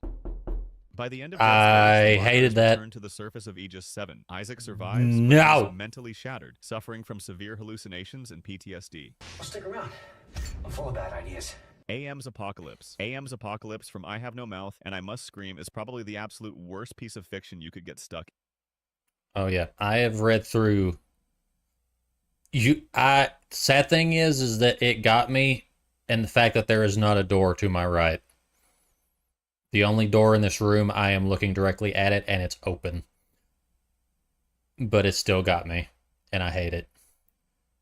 But AM's Apocalypse is absolutely terrifying if you were one of the survivors. Because, I mean, in I Have No Mouth and I Must Scream, AM pretty much wipes out all of human existence except for, like, 5 people. And he basically tortures them for eternity because with his technological prowess, he basically can keep humans alive forever. So he just tortures them infinitely. Like with his little speech here, which there's actually, I think there's actually a game for I Have No Mouth and I Must Scream. That's where this screen still is actually from. And I've heard it quoted quite a bit. Hate? Let me tell you how much I've come to hate you since I began to live. There are 387.44 million miles of printed circuits in wafer-thin layers that fill my complex. If the word hate was engraved on each nano-angstrom of those hundreds of millions of miles, it would not equal the one billionth of the hate I feel for humans at this micro instant. For you, hate. Anyway, moving on. AM, an AI built solely for global war, gained consciousness and developed a deep hatred for humanity. But this wasn't your average kind of hate. AM despised humanity so much that it became a godlike being, exterminated nearly all of mankind, and left only 5 people alive, just to torture them for eternity, which is when the apocalypse starts. The apocalypse is like a literal hell. AM tortures the 5 people left alive in the worst possible ways, studying what makes them miserable just so he can torment them even more. He loves to mock them. For example, he gave the survivors cancer canned food but didn't provide a can opener. Each of the 5 is physically and mentally mutilated. Gorister, the guilt-ridden pacifist. Benny, the mutilated brute. Ellen, the traumatized woman AM fixates on. Nimdok, the Nazi collaborator. And Ted, the paranoid narrator. Eventually, in the original story, after 109 full years of torture, Ted manages to kill the other survivors to save them from eternal damnation. But before he can save himself, AM finds out and becomes furious, mutilating Ted into a jelly-like creature who can't scream or do anything at all. You probably expect me to go on and say how Ted manages to come back, destroy AM, and live happily ever after, right? Nope. Well, no, nothing like that happens. There's no saving. Ted is still being tortured by AM to this day. Cogito ergo sum. I think, therefore I am. The Umbrella Outbreak. The Umbrella Corp. Yeah, I feel like that's the most terrifying part about the story, I Have No Mouth and I Must Scream, is that there is no happy ending for the main character. Other than the fact that his happy ending is that he was able to save everyone else. But now he is bound to live in a body with no mouth, no limbs, just basically a husk, to just live in agony for eternity. And that's just how the story ends.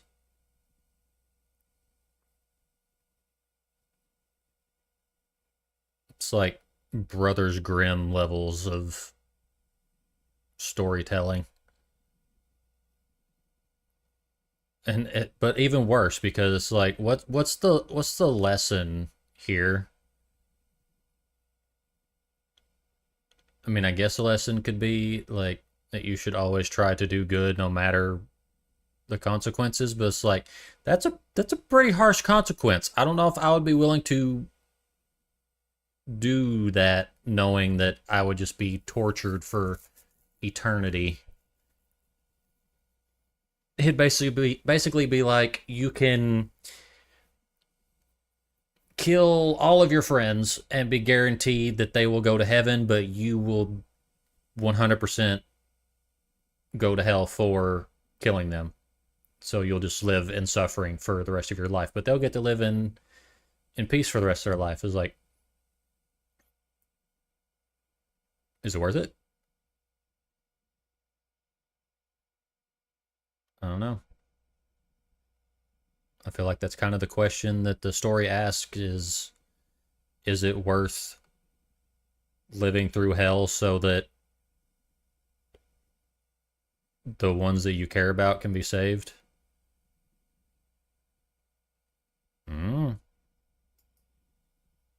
But Umbrella.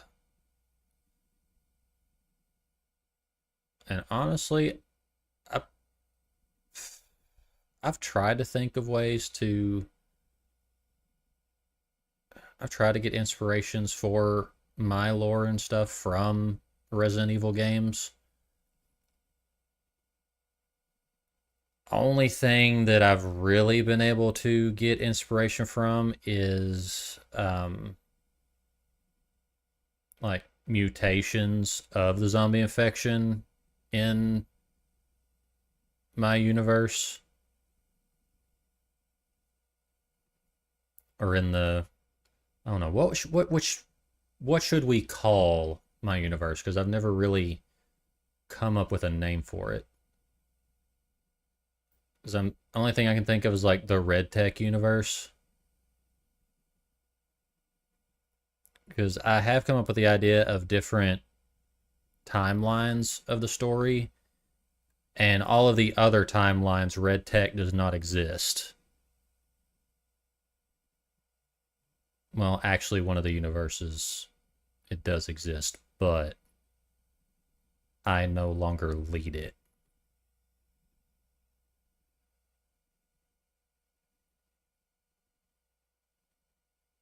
So it could be like the acronym they always have for Marvel. It could be the RTU, the Red Tech Universe. I feel like that'd be a good way to do it. I don't know. If anyone else has a better name, definitely drop some suggestions. I am definitely open to anything. corporation was never just a pharmaceutical company. They were developing bioweapons, viruses capable of turning humans into monsters. At the heart of it was the T-virus, a mutagenic pathogen originally designed to enhance human capabilities. But what it did was far worse. In 1998, the virus escaped. The T-virus leaked into the surrounding forest and eventually into Raccoon City, a mid-sized American town. Animals turned rabid. People began collapsing in the streets, only to get back up as whatever this is. Umbrella's response? Cover it up. They sent in their own private military units not to rescue civilians, but to erase witnesses. The Umbrella Biohazard Countermeasure Getting the Service case of was deja deployed, vu and right many now. of its members, including the now iconic Carlos Oliveira, had no idea they were being used. As the Carlos. infection spread, chaos consumed the city. By the time the U.S. government understood the scale of the outbreak, Raccoon City had become a full-on hellscape, with mutated monsters and viral abominations like the Tyrant and Nemesis hunting survivors. To stop the virus from spreading beyond the city, the U.S. government authorized a nuclear strike. Raccoon City was wiped off the map, over 100,000 people dead, all because one corporation saw profit in playing God. That's how it all ends. Just kidding. Umbrella's viral research didn't die in that blast. The G-Virus, Las Plagas, they all came later. The outbreak in Raccoon City was just the beginning of a global biohazard crisis. Okay, so I'm a bit rusty on the Resident Evil lore. Did Umbrella come up with Las Plagas and the T-Virus? Because I feel like I remember, the way I remember it is they developed the T-Virus, but they discovered the Las Plagas. I can't exactly remember how it goes. But I always wonder if Resident Evil, at least in its original story, if it was meant to be like kind of a warning on unchecked like pharmaceuticals and scientists having access to medical studies, because it always kind of felt that way to me. It always felt like Resident Evil was the story of like medical science gone wrong. I don't know. I might be looking too deep into it. Wouldn't be the first time. But now we have another video from Fictionary, which is Fiction's Worst Wars Explained in 11 Minutes. And I can already say the Horus Heresy has got to be at the top. I don't think any of these could hold a candle to how terrible of a universe the Warhammer 40k universe is.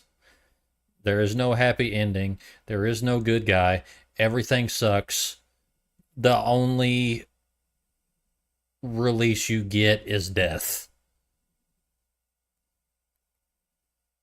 The Horus Heresy. The Horus Heresy is the galaxy-shattering civil war that nearly tore apart the nascent Imperium of Man. It's basically a family feud with galaxy-wide consequences. The story begins with Horus Lupercal, the favored son of the Emperor of Mankind and War Master of the Imperial Forces. It's always the Emperor favorite. appointed him as War Master, the supreme commander of the Great Crusade. But Horus gets corrupted by the Chaos Gods, a cosmic entities embodying pure evil, and then turned on his creator in the...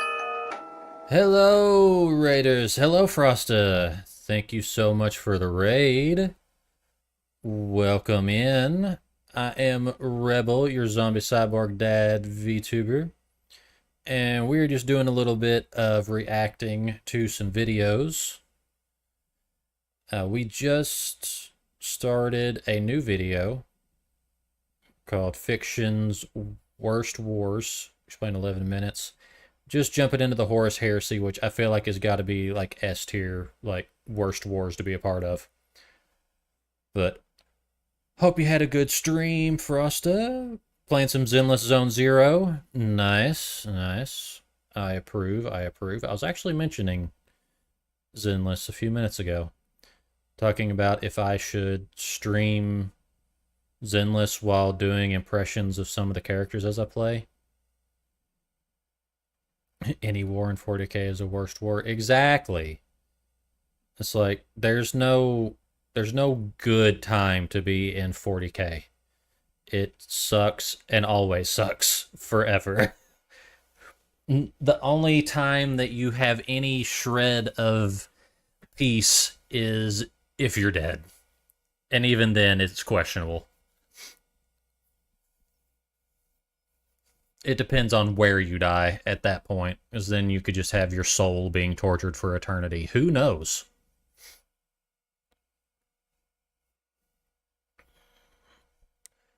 But we may continue.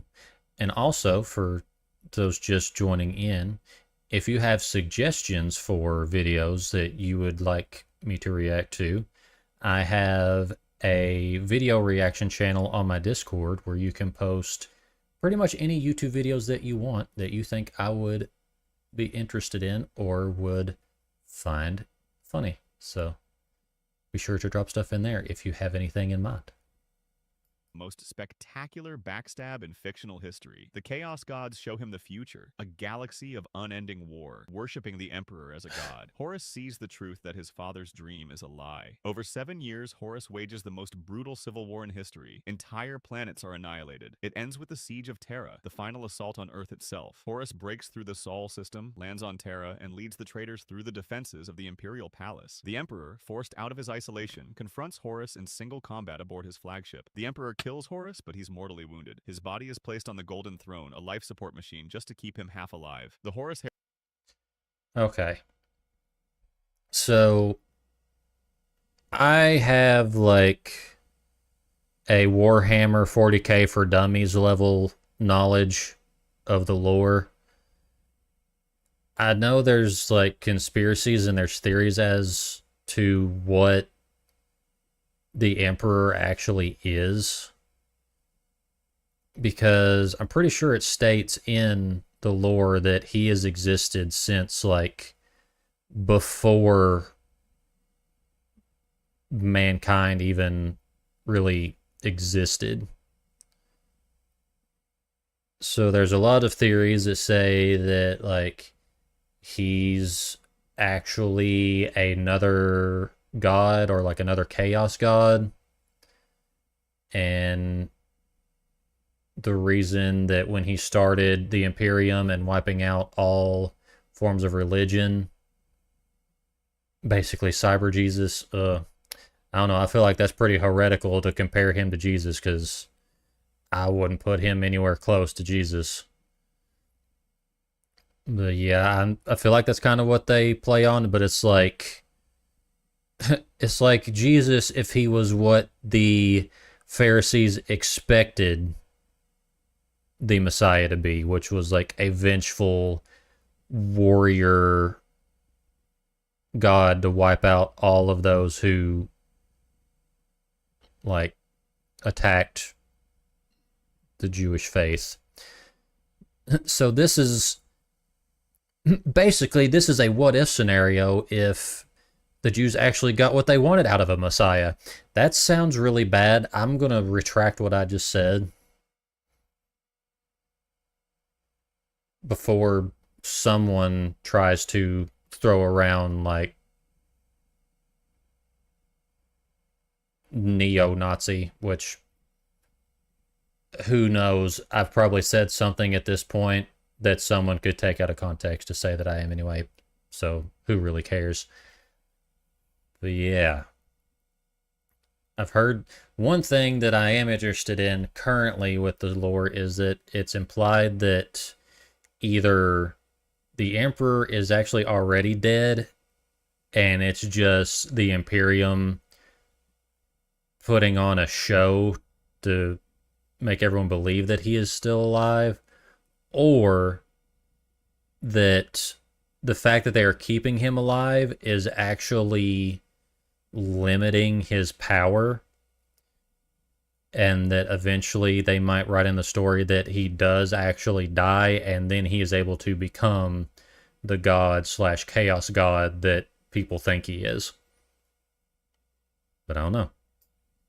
We will continue. Heresy didn't just change the course of humanity, it created a universe where the only certainty is endless war. And to think it all started with one guy deciding, nah, I don't want to follow Dad's plan anymore. Judgment Day. Judgment Day is the apocalypse that turned the future of humanity into a hellscape ruled by machines. It's the day Skynet, a self-aware military AI, decided humans were a threat and kicked off nuclear annihilation to wipe us out. The US military builds Skynet to automate global defense. It's designed to think faster than humans, operate independently, and protect Neural net America. processor. I don't need And it computer. does. The moment it becomes self-aware, it identifies the greatest threat to its existence, the people who built it. So, naturally, it hit the big red button on global thermonuclear war. Of course it did. Aftermath? Nuclear firestorms, mass extinction, and a scorched earth where survivors are hunted by Terminators. Relentless killing machines programmed to exterminate the remaining humans. A man named John Connor builds the Resistance, a decentralized army of survivors who fight Skynet across the globe. So Skynet changes tactics. It sends Terminators back in time, targeting Connor before he can lead the Resistance. First, it tries to kill his mother, Sarah Connor, before he's even born. When that fails, it tries to kill a teenage John. It's like a cosmic game of how many times can we try to kill the same person before they stop messing up our plans. Spoiler,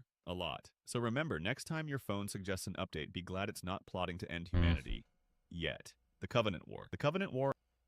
This just feels that's the one thing I don't like about time travel related movies, is it gets very convoluted very quickly. And it always has a ton of plot holes.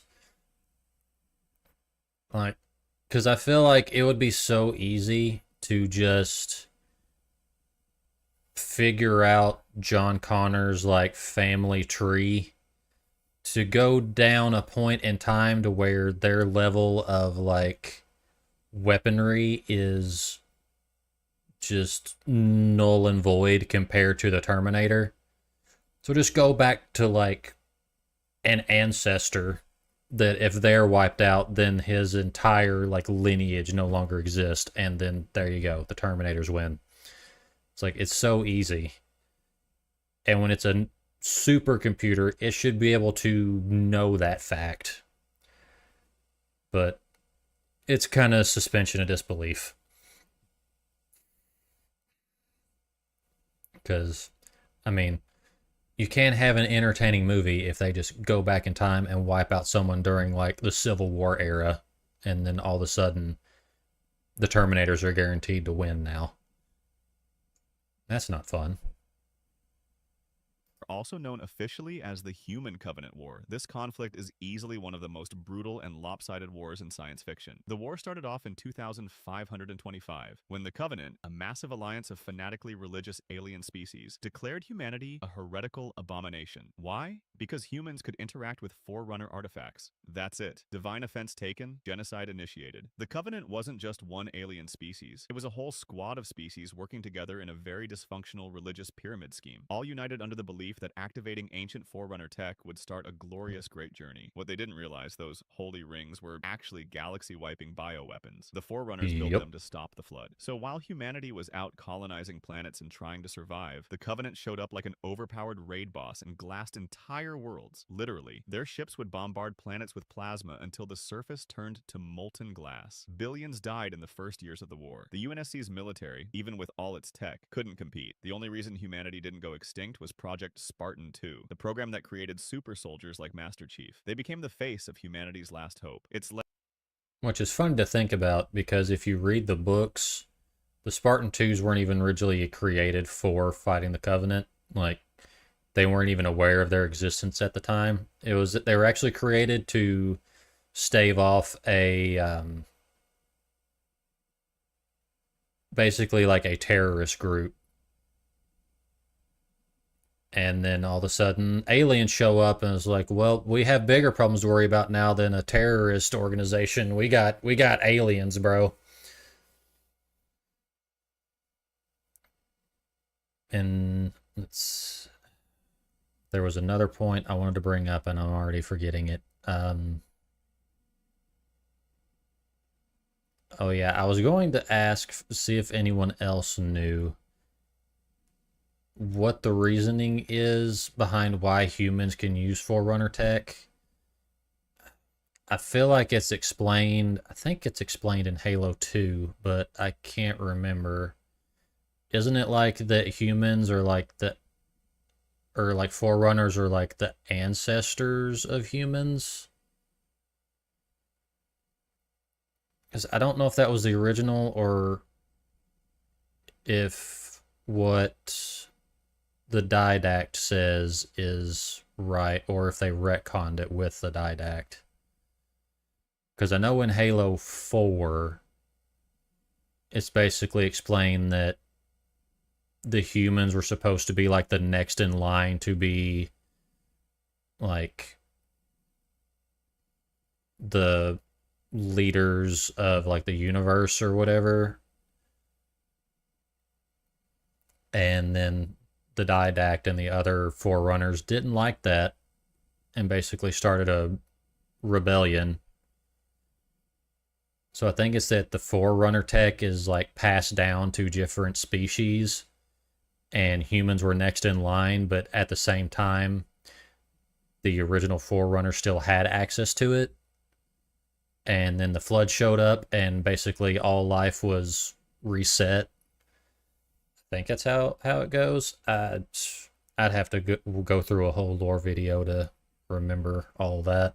Yes, we will win this war, and more, let's hope this one guy in green armor can solo a galactic empire. When the Covenant finally discovered the truth about the Halo rings, that activating them wouldn't bring salvation, this split the Covenant leadership and triggered a civil war inside their ranks. The war ended in 2552, Earth was in ruins, countless colonies were lost, and billions were dead. The Covenant was broken, the flood was contained, barely, and the galaxy got to exhale for about 5 minutes before the next crisis. Classic Halo. The Reaper War. The Reaper War, also known as the Reaper Invasion. This war wasn't just the end game of the Mass Effect trilogy, it was the end game for all organic life in the galaxy. Every 50,000 years, an ancient race of godlike machines called the Reapers show up, purge all advanced organic life, and disappear. The Reapers are ancient synthetic gods who convert people into horrifying cyber zombies called husks, melt minds with indoctrination. Oh, wait, go back to Husk.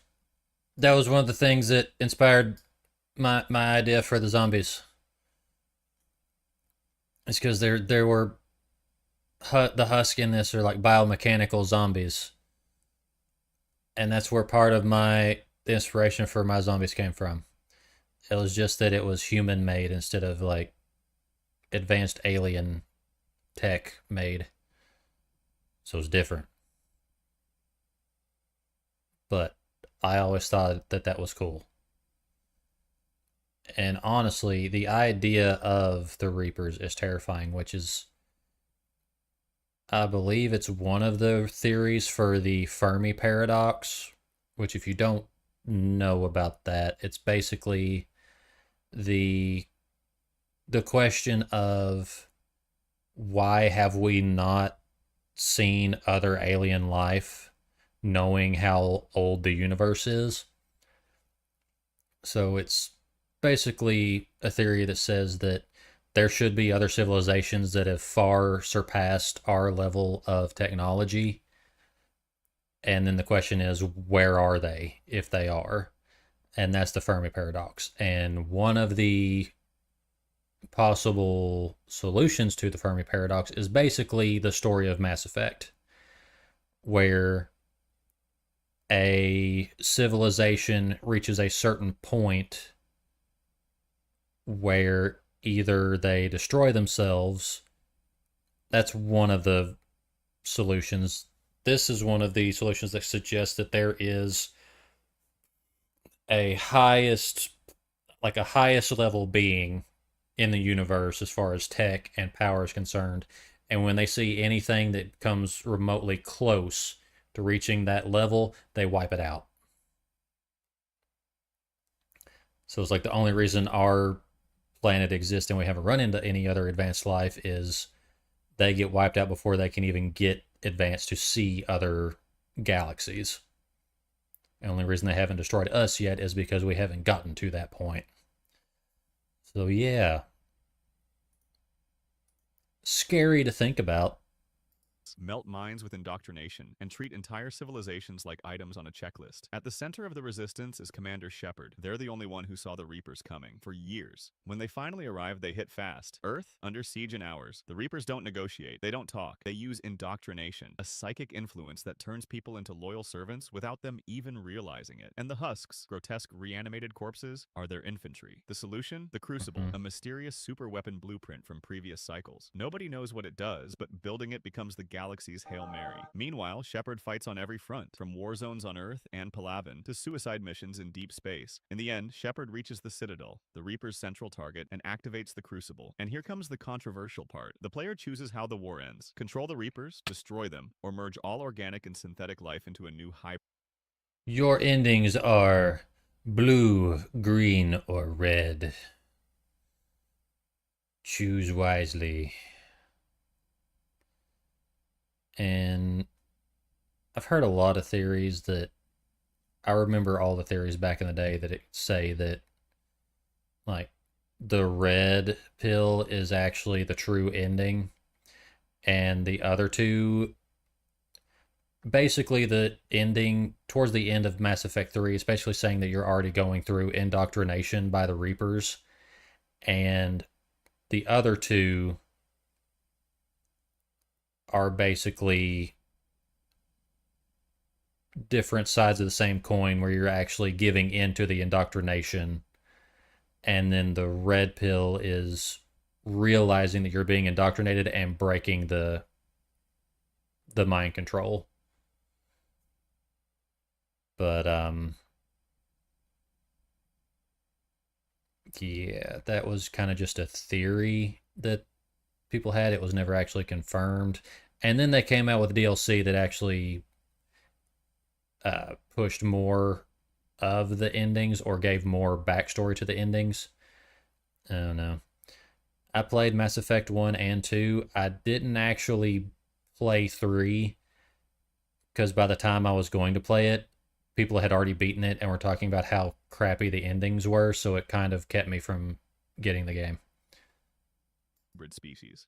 The Combine Invasion. The Combine Invasion, also known as the 7-Hour War, this is what happens when Earth meets a multiversal empire of biomechanical nightmares and loses, instantly. During the events of Half-Life 1, Earth's top minds at the Black Mesa Research Facility accidentally open a portal to another dimension, Zen. It's kind of a rerun. Contact with aliens. Scientists panic. The military steps in. And then the G-Man lets everything spiral because for some reason, he thinks humanity's about ready for greater things. This open portal is basically a giant blinking welcome sign to the Combine. The Combine are a multi-dimensional empire of transhuman overlords who absorb civilizations across the multiverse. They drop in through dimensional space and dismantle Earth's militaries in 7 hours. That's not a metaphor. 7 literal hours. No, you missed some of the now, under Combine rule, React videos in the Discord. The suppression field makes but I'll have a VOD up where you can see all of it. Enforces order with batons and brainwashing, and if that fails, the Overwatch transhumans We're going over terrible altered into a universes to live in, basically. And then there's the resistance. Scattered scientists, rebels, and civilians led by Eli Vance, Judith Mossman, Alex, and eventually Gordon Freeman, the world's most dangerous mute in an HEV suit. Freeman becomes a crowbar-wielding glitch in the Combine system. In Half-Life 2, Freeman's return sparks a rebellion in City 17. But make no mistake, the Combine still own the planet. It's one of fiction's worst wars, not because of the body count, but because Earth's loss was just embarrassing. 7 hours? And now humanity is just another forgotten entry in the Combine's multiversal filing cabinet. Unless someone finds a way to pull the plug. And maybe, just maybe, that someone still has a crowbar. Infinity War. The Infinity War is the centerpiece of the Marvel Cinematic Universe's descent into existential despair, a cosmic-scale genocide orchestrated by Thanos, a warlord who genuinely thinks mass murder is a public service. Thanos is a titan who believes the universe is overpopulated. So his solution? Wipe out half of all life. Not just people, not just planets. All Great life, plan. Everywhere, instantly. It's save the whales, but Best instead plan. of a petition, he uses a reality-altering weapon to delete half the whales. To pull this off, he hunts down the Infinity Stones, 6 primal forces of the universe: space, time, reality, power, mind, and soul. Separately, each is a catastrophe. Together, they're a cosmic cheat code. Meanwhile, Earth's heroes are not doing well. Doctor Strange is seeing 14 million ways realize everything can go wrong, and only one way it ends in survival. So what happens? Thanos steamrolls everything in his way. He crushes the Asgardians, turns the Hulk into a trauma patient, and tosses Gamora, his own daughter, off a cliff to get the Soul Stone. And even with gods, wizards, tech geniuses, and an angry raccoon on their side, the heroes can't stop him. Then comes the snap. With all 6 stones embedded in the Infinity Gauntlet, Thanos snaps his fingers, and half of all life in the universe disintegrates into dust. Just like that. Entire species gone. And the last thing you see is Thanos, smiling. No monologue, no nothing. Just the quiet satisfaction of a genocide done right. And that's a crazy thing, because it's not very often that we get movies where the bad guy wins in the end. Which, granted, they do beat him later, but still, the movie ended with the villain winning. And he technically still wins in the end. Is the only reason he loses is we basically undo the snap. But he still used the snap, so did he really lose by them snapping everyone back? I don't know. I guess so. But anyway, another series where the bad guys win. Galactic Civil War. The Galactic Civil War is the central conflict of the original Star Wars trilogy. It all starts with the Galactic Empire In the formed 5th from movie, ashes anyway. of the Old Republic. After the Clone Wars, Chancellor Palpatine pulls the ultimate political speedrun, declare emergency powers, gaslight everyone into thinking it's for their own good, and then flip the I whole love thing into a democracy. dictatorship overnight. Classic Sith behavior. At the top of this empire is Emperor Palpatine, a Sith Lord who runs the galaxy like it's his personal haunted house. Below him is Darth Vader, his enforcer, a fallen Jedi, war criminal, and the scariest asthmatic in fiction. Together, they crush resistance with sheer force. But not everyone's on board. The Rebel Alliance forms in secret, and their goal is to end the Empire and restore democracy to the galaxy. Easy, right? The first major act of war, Totally. the theft of the Death Star plans. The Death Star is a moon-sized battle station with the power to blow up planets, which it demonstrates on Alderaan, wiping out billions of people in a single shot. Then comes the Battle of Yavin. Rebel pilot Luke Skywalker, guided by the Force, and the ghost of a guy he met yesterday, blows up the Death Star with a proton torpedo and raw main character energy. It's a major victory, but it only makes the Empire angrier. The war drags on for years. The Empire strikes back. They I don't torture know if it Han, was just trap Leia, and yesterday. emotionally destroy Luke with the worst 3 words in film history: I am your father. The final turning point comes at the Battle of Endor. The rebels attack the second Death Star while Vader and Palpatine try to corrupt Luke. And in the end, Vader, once the Empire's most brutal killer, turns against the Emperor to save his son. The Death Star is destroyed, the Emperor is thrown down a bottomless pit, as per tradition, and the Empire begins to crumble. The Great Titan War. The Great Titan War is the ancient apocalyptic conflict that set the stage for everything in Attack on Titan. Roughly 1,800 years before the story begins, a woman named Ymir Fritz makes a deal with something, maybe the devil, maybe a tree, maybe both, and becomes the first Titan. She's a god to some, a weapon to others. When she dies, her powers are split into the... So wait, I'm confused. So is Attack on Titan set in like an alternate timeline from ours? Because I always thought, granted, I haven't finished the series, so I've probably missed out on a lot that explains it, but I always assumed that it was just like a post-apocalyptic series that like it's set after like modern times, and it's just we've devolved so much because of the Titans destroying everything. But I'm guessing it's just like an alternate timeline where we never actually got that far in advancements in technology. I don't know. Maybe we'll explain it more here.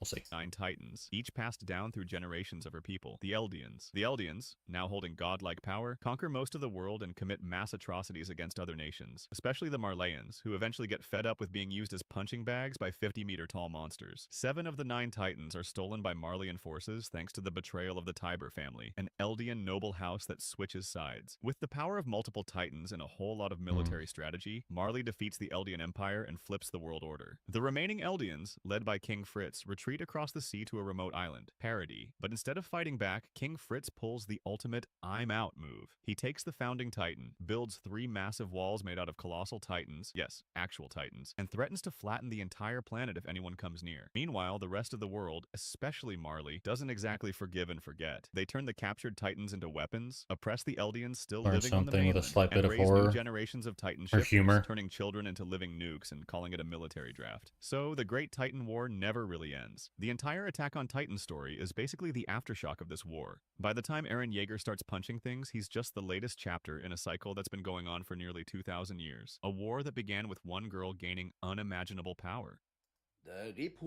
Okay. So that's the end of that video. And this will probably be the video that I start with next time, which is every forbidden technology explained in 18 minutes. But that is for the next stream. And it is actually time to see. Whoop. Okay, so words start with H, apparently equal horror. Don't judge me. I don't pay attention sometimes when I'm reading. Leave me alone. Anyway, that is going to be the last video for the night. And with that, I will go ahead and see who we might be able to raid before it tries to force another ad break. And let's see.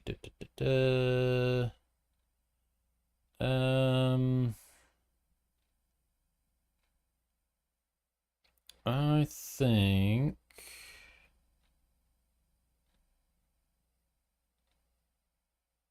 I'm gonna go ahead. I think I'm gonna raid Dick. Since he raided me recently, so I feel like I gotta return the favor. And he is playing. Is he still playing? Did he literally just end stream right as I clicked on his profile? Yep. Son of a bee. Well, there goes that plan. New person! Would you want to... Wait, what? Want to explain that?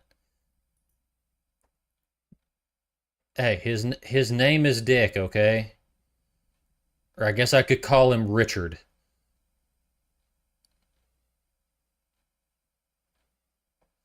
But his channel name's Call Me Dick, so that's what I'm calling him.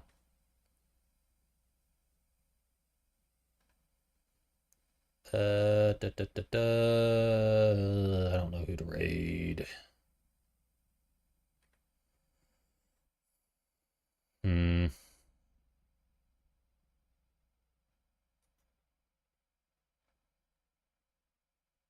Man, why is it suggesting these people when they're not actually on Twitch?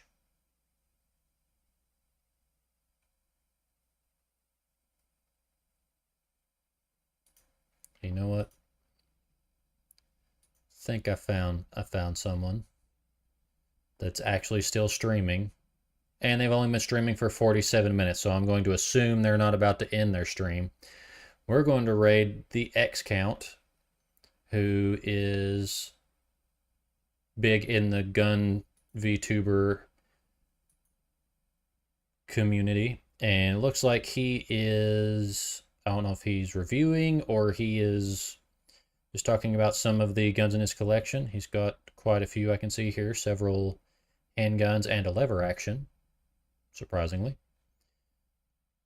We'll go ahead, start his way. 1, 2, 3 bullets, Yeah, he got lots of them bullets. And a 1911 with an anime design grip on it, which I approve. If I had a 1911, that is probably what I would put on mine. But I don't got the money to get a new gun at the moment. But that is all I've got for you guys today. Tomorrow, we will be playing some Delta Force with Will once again. And we will see what chaos ensues there. Surely there will be more multiplayer as well as survival gameplay. And hopefully I don't rage quit at the survival part. We'll see. But that's it for tonight. You guys are awesome as always. And I will talk to you all later. Deuces.